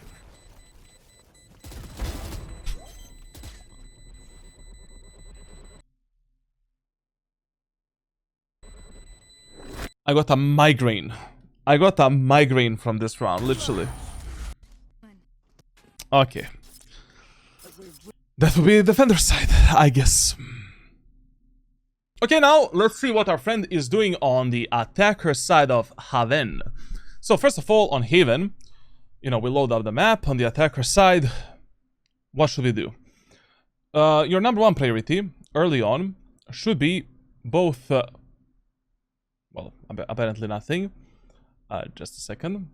So, both A site and C site. We're using the garage and B basically as a last resort. If your fireman executes on A and C are not working, we can opt in defaulting towards B, towards the garage, taking the garage control, applying the pressure, doing some kind of a splits, etc, etc.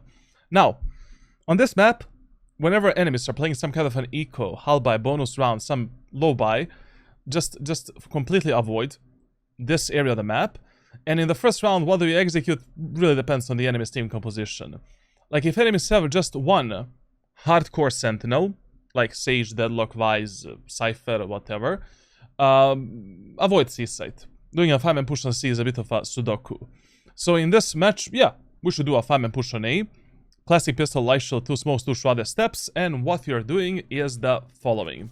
So basically we're just bunny hopping into this angle, baiting the enemy shots and revealing the enemies on this portion of our screen, like this. From this angle we're engaging the enemies together with our teammates, scaling up together with our allies, jump spotting enemies again, and we're doing a smoke for the CT, and this smoke on top of the box for ourselves. Now, we have multiple options. You can teleport immediately on top of it, and basically from top of it, scout underneath yourself to see if anyone is here. You can peek on timing together with your allies, or you can extend your play and go under the window. I mean, in hell, you can go there. You have many options. You can also do a fake shrouded steps as well to reveal the enemies, pressure them a bit, fake them a bit, and then engage them and try to take some fights. In the first round, in a low elo lobby, I wouldn't trust even my own mother with the execute, and with the Omen you need to do some kind of an aggression.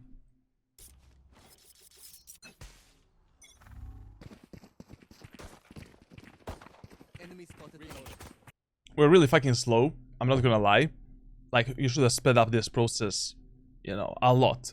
And try to emphasize to your teammates that they should primarily push through long. But whatever. I mean, even here we can go with the Sage through long, clear the long, and do the execute.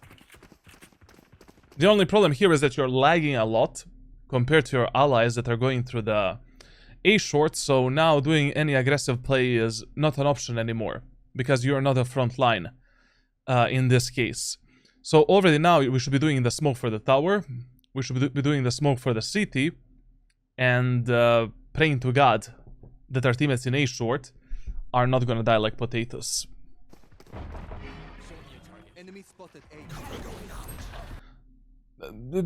A lot of latency in this first round. Like, you cannot play the first round and a 5-man push like this. Like, you need to behave like your teammates are just gonna run it down, like they're not gonna give a fuck, And you need to start here, running in front of your allies, doing this and scaling up accordingly to them.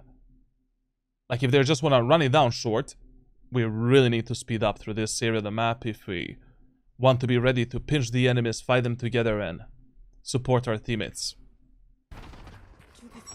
I mean, like, you're here, doing your second smoke, your teammates are already on the bomb site, dying like a potatoes. Spike down A.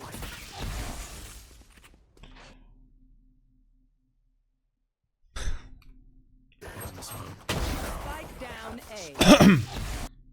As I already mentioned, precision is more important than speed. Like, this smoke here is gonna cost us a lot. To be honest, like, one enemy can literally be hiding in that smoke right now, like... Last player standing. That chamber. One enemy remaining. I mean, chamber is that, like, sage, so whatever. Okay, a pretty horrible round from your side.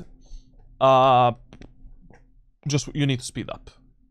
Like, first round cannot be played like this. Now, in the second round, we can run it down A again. And do the same execute. And just create this pattern where we push the same site 3 times in a row. But also, sure, I mean, if you lose the first round, like, you can just get a shorty and try to get some kills in the garage and window, because that is where your highest kill potential actually lies in this round.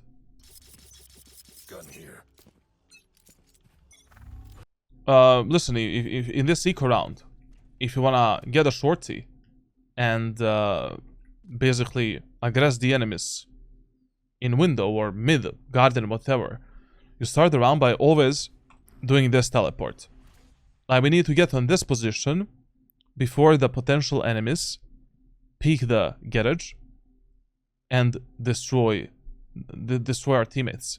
The whole point of this strategy is that you're pre-assuming that enemies are gonna be aggressive in the second round. Like 80% of times, someone in the enemy team is gonna do this. You're trying to counter that enemy and trying to get a kill there. If they are not doing it, then we can just jump spot the enemies to reveal them on these angles, and then we send it. And we are the one that are aggressing. By the way, this smoke is bad. Like, when you're doing this play, the smoke should always be placed like this. It should give you a cover there. God help us now. Shadows traveling.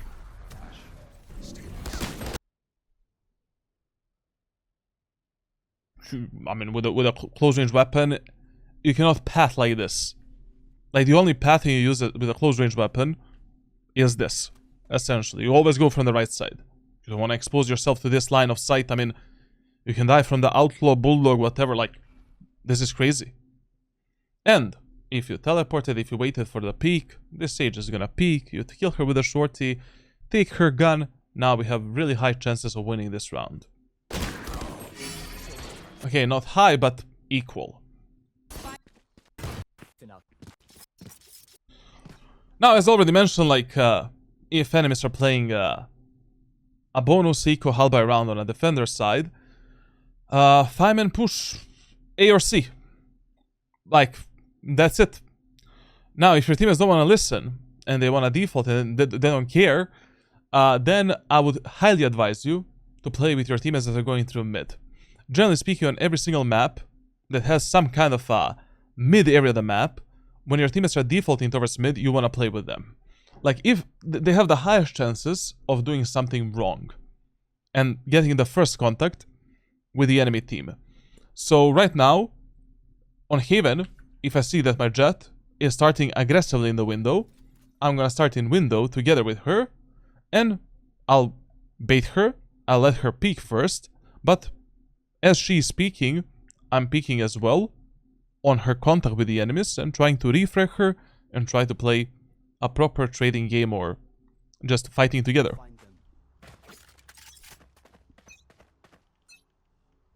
Pardon me, it's not Jet, it's your Sova. The guy just jumped out of the window.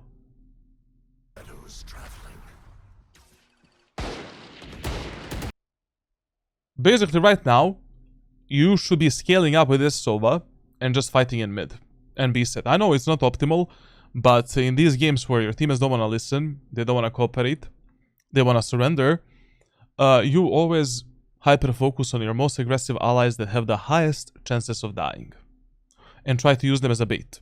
If they already don't want to work together, at least you can use them as a drone, you know, as a human shield, and you can just fight together with them. Enemy spotted. Is he on the Omen left side? short. Yeah, he was crouched. I don't know if he TP'd out. Reloading. I have the spike. Cover going out. Thanks God, our Sova lived a happy life. So now we can actually do something. This round is winnable now, actually. Like, magically, even without any communication, our teammates kinda regrouped a bit. And this is turning out to be a decent round, fortunately. The only problem is we don't have our smokes now, so it's gonna be still interesting.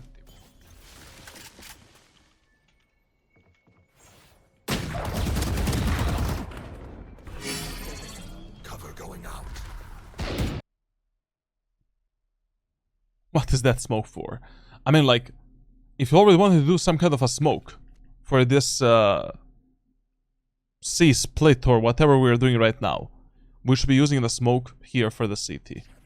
We need to block off this area of the map if you want to have a moderate chances of winning this round.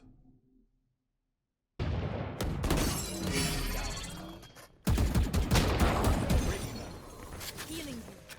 Listen, like, feel free to bait the shit out of your teammates when they're this aggressive and they don't want to cooperate. Like, literally, at that point, you're playing a solo game. You know, one thing that I love when I have teammates that don't want to cooperate and that are just mentally dented is if they're aggressive. If they're aggressive, it's easier to play with them. I mean, it's easier to use them, obviously. So if your teammates want to play like this, just play behind them, bait the shit out of them, let them pick the first fight, you pick the second fight, and refrag them consistently.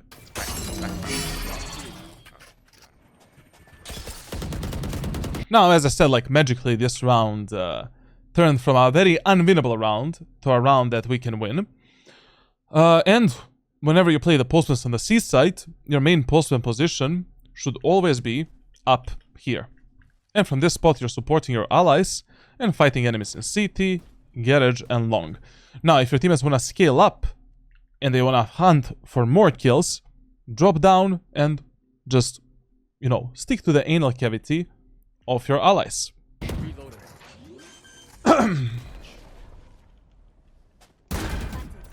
For example, right now, playing on top of that box here, you know, our default postman position is the most optimal idea and decision. One more. Can you hold my garage for me? Here, like, you should be the one holding the garage. I mean, like, you already have 3 teammates that are looking towards the CT. Like, who's gonna hold your garage right now? Like, you should be holding this smoke. You have a full bait into the CT. Like, 3 people basically looking in that direction. I don't know what... When we're playing this spot, 99% of times, you're not holding this angle. 99% of times, you're hiding and trying to surprise the enemies with a random peek and peeker's advantage and try to delete them. Yeah. That's the whole point of this angle. Now, this is also bad, like, what you're doing right now. If you already end up in a huge numbers advantage in a post plant, restrain yourself from using any utility that can cost you timings to fight together with your allies. Like, enemy Omen did a really weird, I mean, decent smoke right here for the entrance of the garage.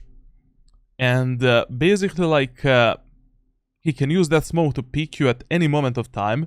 We need to be ready for that peek. This type of rounds, like, you always want to close out based on the numbers and a gun advantage and not based on utility. You know, we are all full HP, we can just fight together, trade each others together. Like, this smoke is not gonna make that much of a difference anyways. Shadows traveling. One enemy remaining. You should not have been dead. We should have been ready for that fight, period.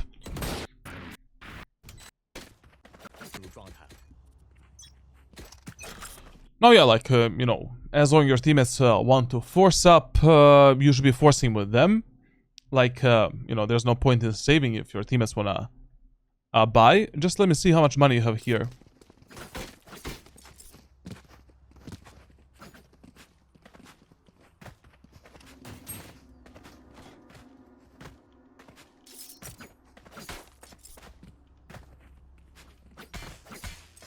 Now, maybe?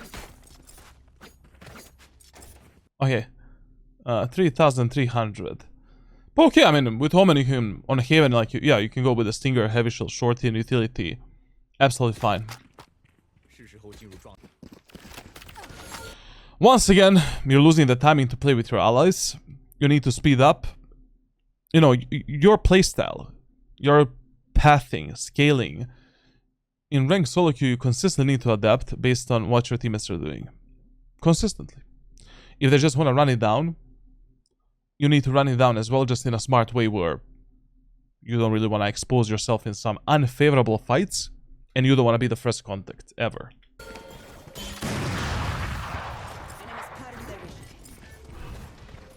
Go through the long. Go through the long. Like, it's basically, you already have two teammates in A short. That's more than enough. Like, pushing A side without the long control is 10 times harder, rather than pushing A side without the short control. Anyways, your teammates already push these enemies back towards the site. Enemy jet probably updrafted on this box. We can just paranoid that guy, push enemies back completely, and support our teammates easier from the long, rather from the A short area of the map.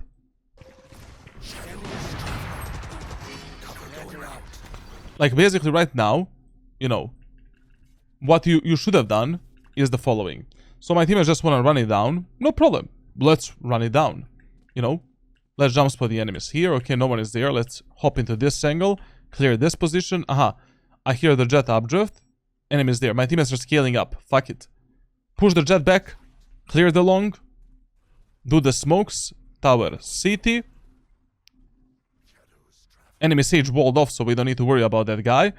Whenever enemy Sage walls off any angle, expect the Sage to be on top of the wall, and always clear the top angles. We destroy the wall, we move forward.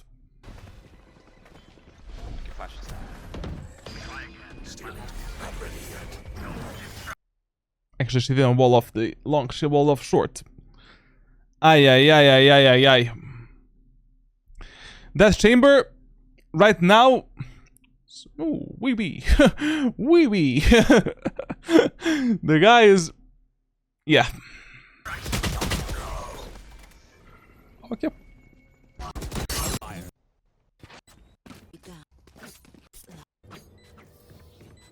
And the last thing they'll see before they die.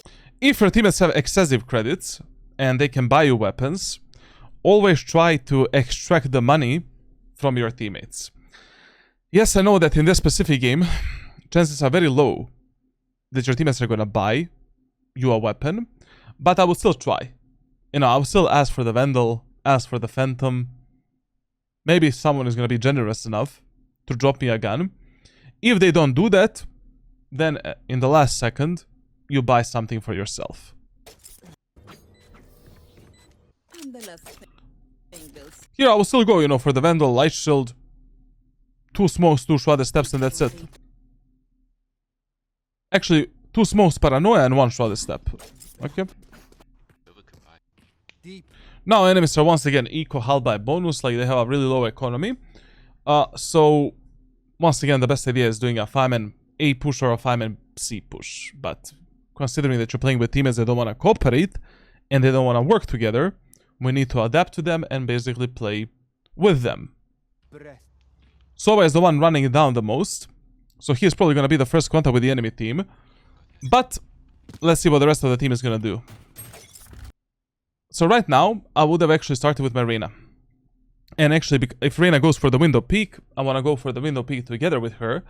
And just make sure that I'm ready to refrag her, because The most dangerous and the worst fight that you can take on Haven is taking a clean fight from the window.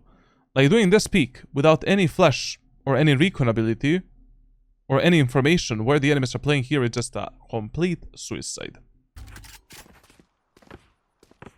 I have the spike. Fucking hit me.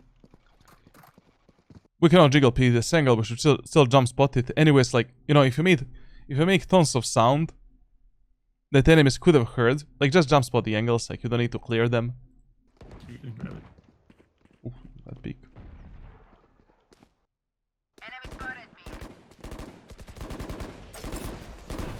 Silver and chamber on B. Garage.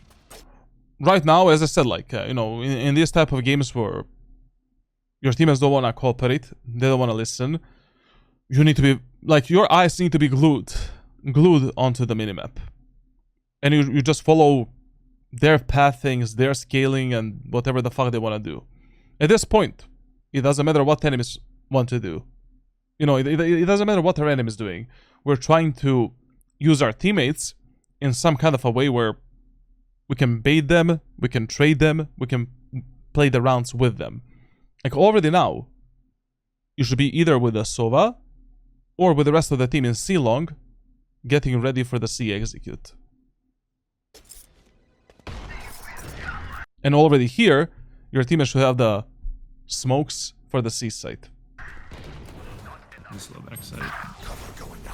Now listen, never smoke the window and never give the smokes if there is only one teammate going through a specific area of the map. Like, I'm gonna give you the most basic example. You're doing a 4-1 push on B site of Ascent. You don't give a fuck about this guy. This guy is a lurker, flanker, he plays alone, we don't care about him. Only if 2 or more of your teammates go through a specific area of the map, you support these teammates with smokes and utility. So, in this example, if Sova is the only one going through garage, I don't give a fuck about him. I'm doing this smoke for my team, and if I already want to go C long, I'm speeding up. But you lost spacing a lot with your allies, so I think we won't be there in time. And anyways, we should have given our teammates at least a CT smoke at this point. Nowhere to run. Shadows traveling. Towards garage. Planet.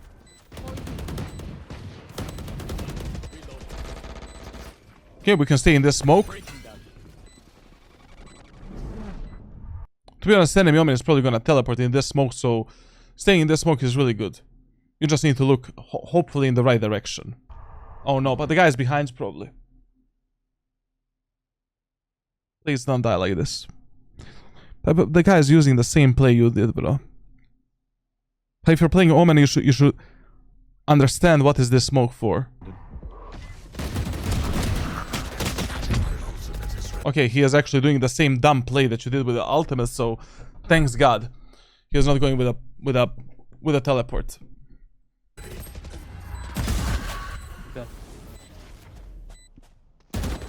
Omen killed. One enemy remaining. Paranoimus Rex.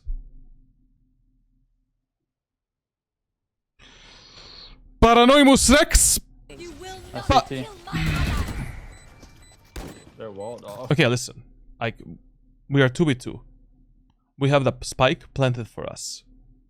Enemies don't have smokes or any utility to block off our vision. 2 of them are stuck there. Just create some perfect, you know, create some kind of a crossfire setup with the remaining teammate. You can just now play here, wait for the enemies to destroy the wall and start moving in. Your Sage plays here, paranoid the enemies, 3 kills out. Why do you need to hold such a stupid angle in such a stupid position where, I mean, you can still die? Yeah, enemies are in a really big disadvantage if they decide to peek through this angle, but still, there's no reason to fight this. He's there. I'll find it. Okay, we won this round. Very nice. Comeback time, bro. One Two up, enemy both up. remaining. Listen, I think you greed for the kills way too much.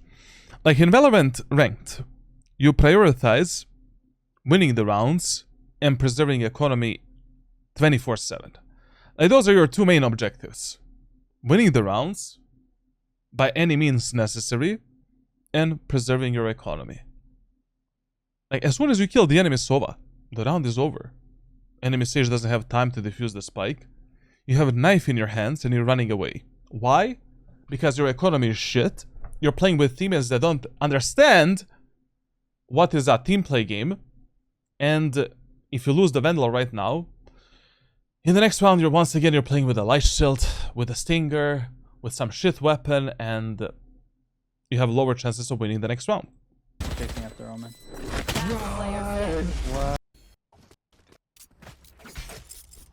Thankfully, Garage last time, our Sage bought us a weapon. but he sometimes puts short. You want to play? Let's play. I don't understand. When your teammates are pushing A, why do we lose the timing with them? And why do we start here? If your teammates are already pushing A side, just start here at the barrier. And be ready to, you know, take this fight with them. Enemies still in. No distraction. Oh no, I got. Cover going out.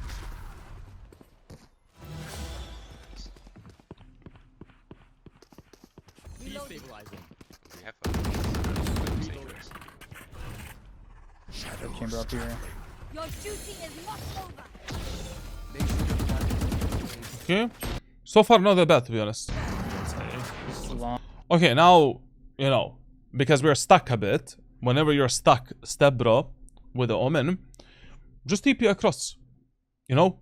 Like, basically, whenever you find yourself with Omen, in a position where enemies lock you down only onto one angle, like, you should always separate away from your teammates, so that we can peek the enemies from two different locations, and enemies have harder time killing us.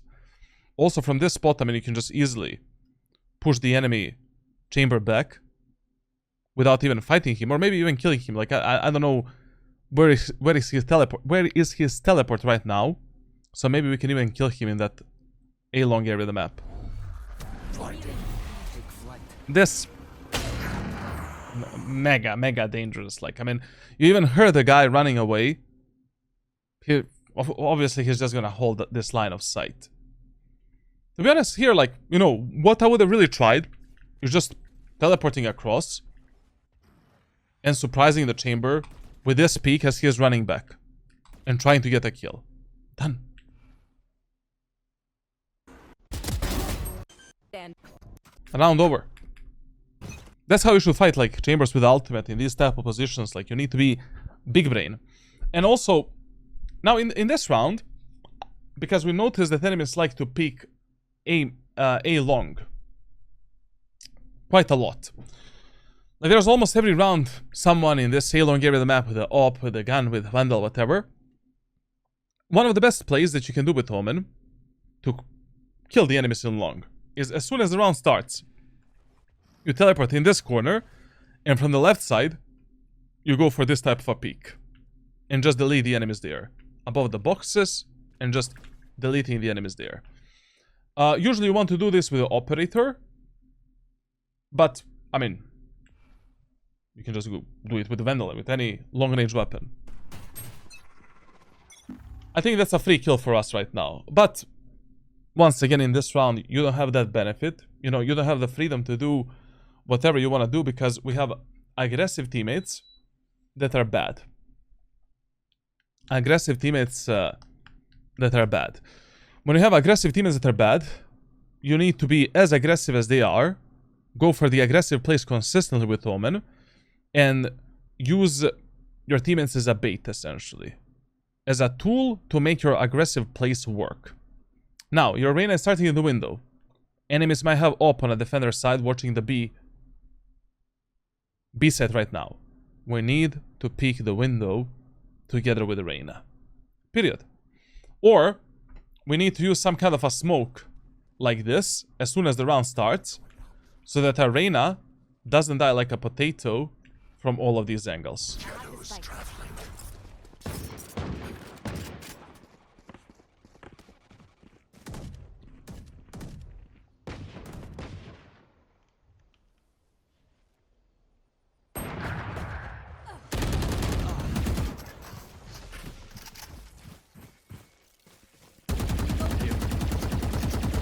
For you. Surprise, motherfucker. Listen, when you're swinging... Pepper, thank you for the tier 1 sub, man. Listen here. Like, when you're destroying the enemy sage wall, try not to be fully overexposed if you already have some kind of a cover that you can take.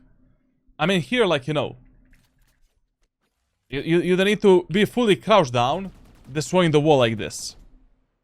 Just, you know, hold this angle, stand still. No crouching.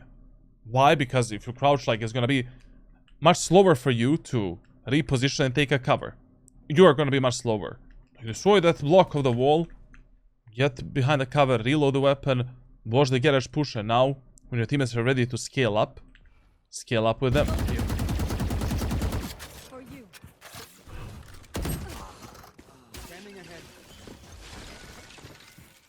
And as I said, like, with these type of teammates, like, you really... Teamplay doesn't exist. Like, you're not really using utility for them ever. You need to go for all of the aggressive plays that we have in our playbook to outplay the enemies. Like, right now, we have 2 smokes. Paranoia and 2 shrouded steps. Our teammates are really locked onto the B site. We're 3 versus 4. We're going in. Fuck it. Like, let's try to make something happen. We can use, simply, a smoke for the A-link, which is the most important smoke. We can use the smoke on top of the site, paranoid the left side, TP up, we're moving in. Then we can use the fake shrouded steps to reveal the enemies, and now we're aggressing the enemies on the contact between them and our teammates. Done. Or if you see an opportunity to fuck up one enemy before your teammates start dying, that would be amazing.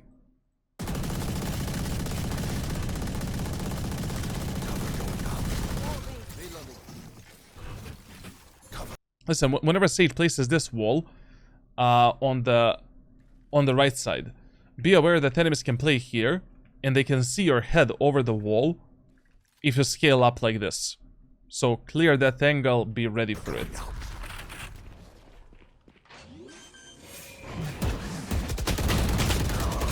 Last player Yep, we died from that angle.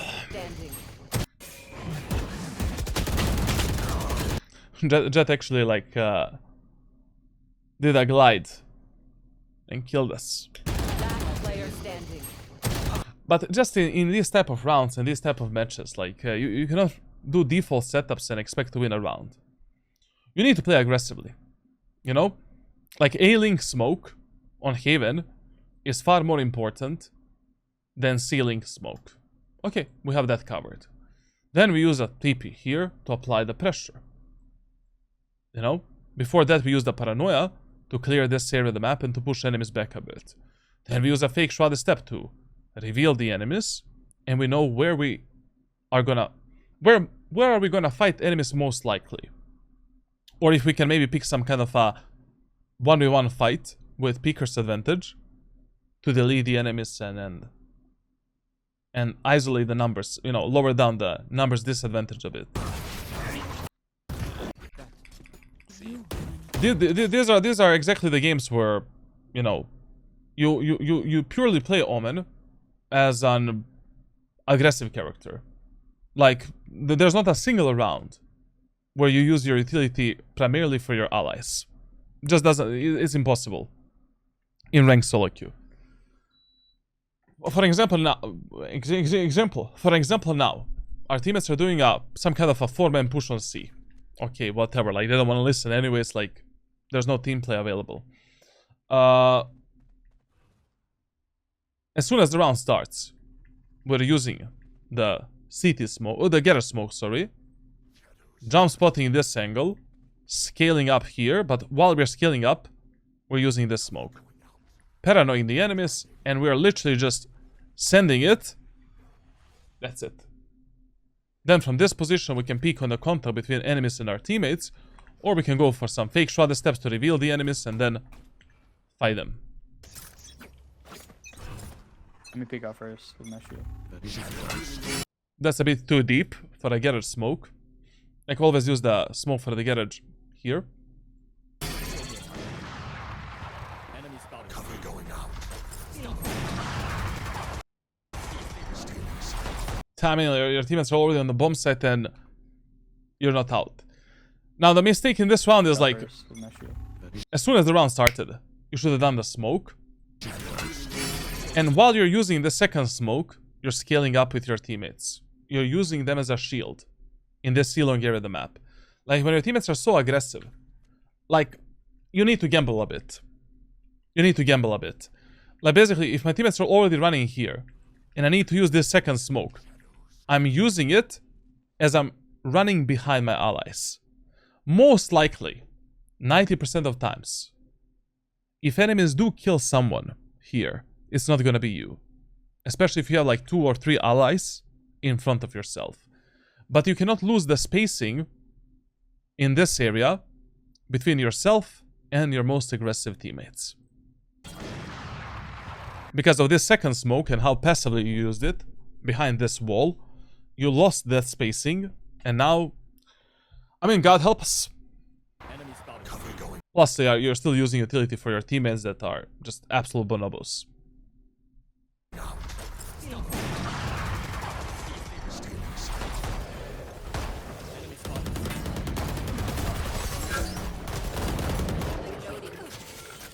That was a bit unlucky timing, but thankfully we didn't die.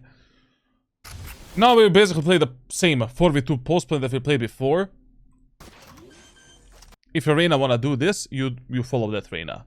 Whatever your most aggressive monkeys wanna do in a post plant, you just follow them, but you don't commit too much. Like, you try to refrag them, you try to fight together with them, but if something is too risky, or you have a better win condition, you can also say, fuck you, Reyna, I'm gonna play on the better win condition. Like, for example, right now, the spike is planted for C-long. We can just play, you know, ISO, Sage, and you can play in the C-long area of the map, and just with the one-way smokes, win this round. But I will still follow up that guy, at least into the smoke. You know, I will at least do this, play behind the smoke, and wait to see what type of fight she's gonna pick. And if I can like pick some kind of a fight with that Reyna. Shouldn't you tell teammates that's about to do that, to play numbers and play back? Yes, but in this type of matches, like, very, very rarely they're gonna listen. You should try, like, I mean, you should always try to communicate to your allies and suggest them what to do. But whenever you give some kind of a call out to your teammates, for 5 seconds, behave like they're not gonna listen to the call out. Like, look at the minimap, look if they're actually listening to the call out, and adapt. One enemy remaining. 65 garage. Going up the window.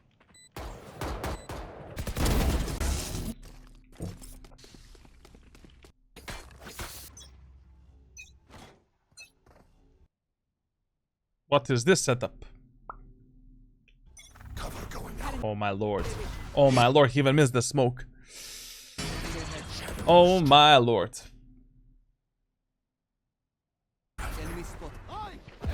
Okay, let's say you want... I just don't know. Like, I mean, if your plan is already to ult somewhere here, this smoke is just useless. Like, this smoke you don't use when you're using your ultimate to scale up onto the bomb site and to execute the site with your teammates. This smoke you only use when you're actually using teleport to get up there to aggress the enemies. If you want to use the ultimate to make the sandwich out of the enemies, mistake number 1 is what? You didn't use all of your abilities to support your teammates that are scaling up. So, we still should have done this. We should have done this. And we should have used Paranoia before we use the ultimate somewhere. Mistake number 2. We're using an aggressive setup that can easily backfire. And that is kind of pointless right now because, I mean, enemies are gonna hear. They're not deaf. And our chamber knows if you're teleporting here, here, or here. Like, there's no way enemies are gonna believe that you're teleporting, you know, into that smoke. So we should use a default setup. And that's it. Mistake number 3. We're using our ultimate way too fast to make the sandwich out of the enemies. Like, when you're using the ultimate like this, to make the sandwich out of the enemies, you're using the ultimate 1 second before your teammates are leaving the choke point. Like, so when your teammates are somewhere here, is when you use the ultimate. So that there's less chances that enemies are gonna destroy your ultimate. They will be more distracted, you will apply more pressure, and it's gonna be harder for enemies to focus on everything. And the final mistake, if your teammates are already doing some kind of a 5-man execute, and you wanna use the ultimate for something, you're trying to put your body as close as possible to your teammates before you use the ultimate, so that once you cancel, or if enemies destroy your shadow, you don't end up miles away from your teammates. This round is gonna be interesting. Interesting round again. And once again, you see, like, precision of your smokes. Horrible. Like, horrible.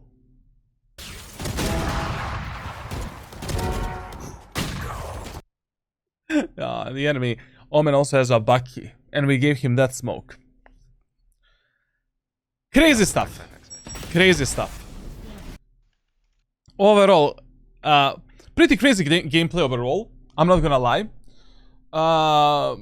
As I already said, I still believe that Jett should be one of your main characters and main agents, while Omen and Chamber should be like your secondary fill flex picks.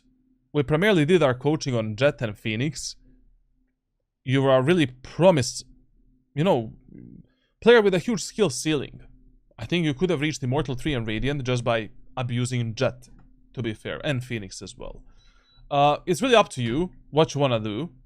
I don't think that Omen is bad for you. I just, you know, you want to master Omen. Be ready to spend 200 to 300 hours minimum to learn this agent, both inside and outside of the game. Now, when it comes to what you should do to come back, I'm gonna share with you some new private warm-up and aim training routine, and you should just continue with the original plan that we laid out for you years ago. I mean, 2 years ago, basically. You never did the training. As soon as we finished our coaching, you stopped playing the game. I'm not gonna go too deep into it. Why did you do that? Like, I understand that Valorant cannot be enjoyable for a long period of time. But you should just repeat the same process. I'll share with you all of the files. Write it down for you, you know, what you should do step by step. And when it comes to your Omen arc, your main source should be the ranked playbook on my Discord server, to be honest. Like, you should go through the Jett videos for all of these 7 active maps, because in the Jett videos I cover all of the general and most important tips on every single map. And then you should move on to the Omen videos and create the playbook for yourself. You know, a Valorant playbook or a Word document where you write down what you want to do. You know, when you want to do this setup, that setup, like, basically, the main reason why players in Valorant are not consistent is because they're never doing anything consistently. Like, every round we're doing something different, every match we're playing something different, we're applying different playstyles. Like, if you don't follow some kind of a path consistently, you cannot be a consistent player, obviously. That's how do you build consistency in the gym? By going to the fucking gym every single day. You don't want to go, no problem, you go again. You still go. You feel weak, I don't know, you're sick, go, I don't know, go walk on the treadmill for 30 minutes. Don't lose the motion, you know, don't lose the consistency. Showing up it is what is important. You know, giving at least 1% of yourself every single day. Now, when it comes to there's a lot of the gaps in your gameplay.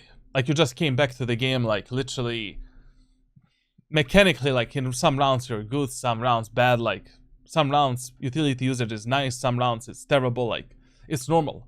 You just played 70 matches in the last 2 years. It's gonna take you this whole act. They take this whole act as a learning process, you know, a process of coming back. And the next act is the act where we grind and we finally try to get that immortal icon, and then we're moving on to Radiant. Okay, other than that, that's it. Thank you for watching. Leave a like, subscribe, leave a comment. Join my Discord server for coaching. Get a ranked playbook. Like, it's like just a ranked playbook can help you a lot. Like, if you're an average player that is stuck below Immortal 3, playbook is all you need, to be honest, to learn the pathing, scaling, executes, how to play the maps, etc, etc. That should be your starting point always. And that's it for this VOD review. See you in the next one.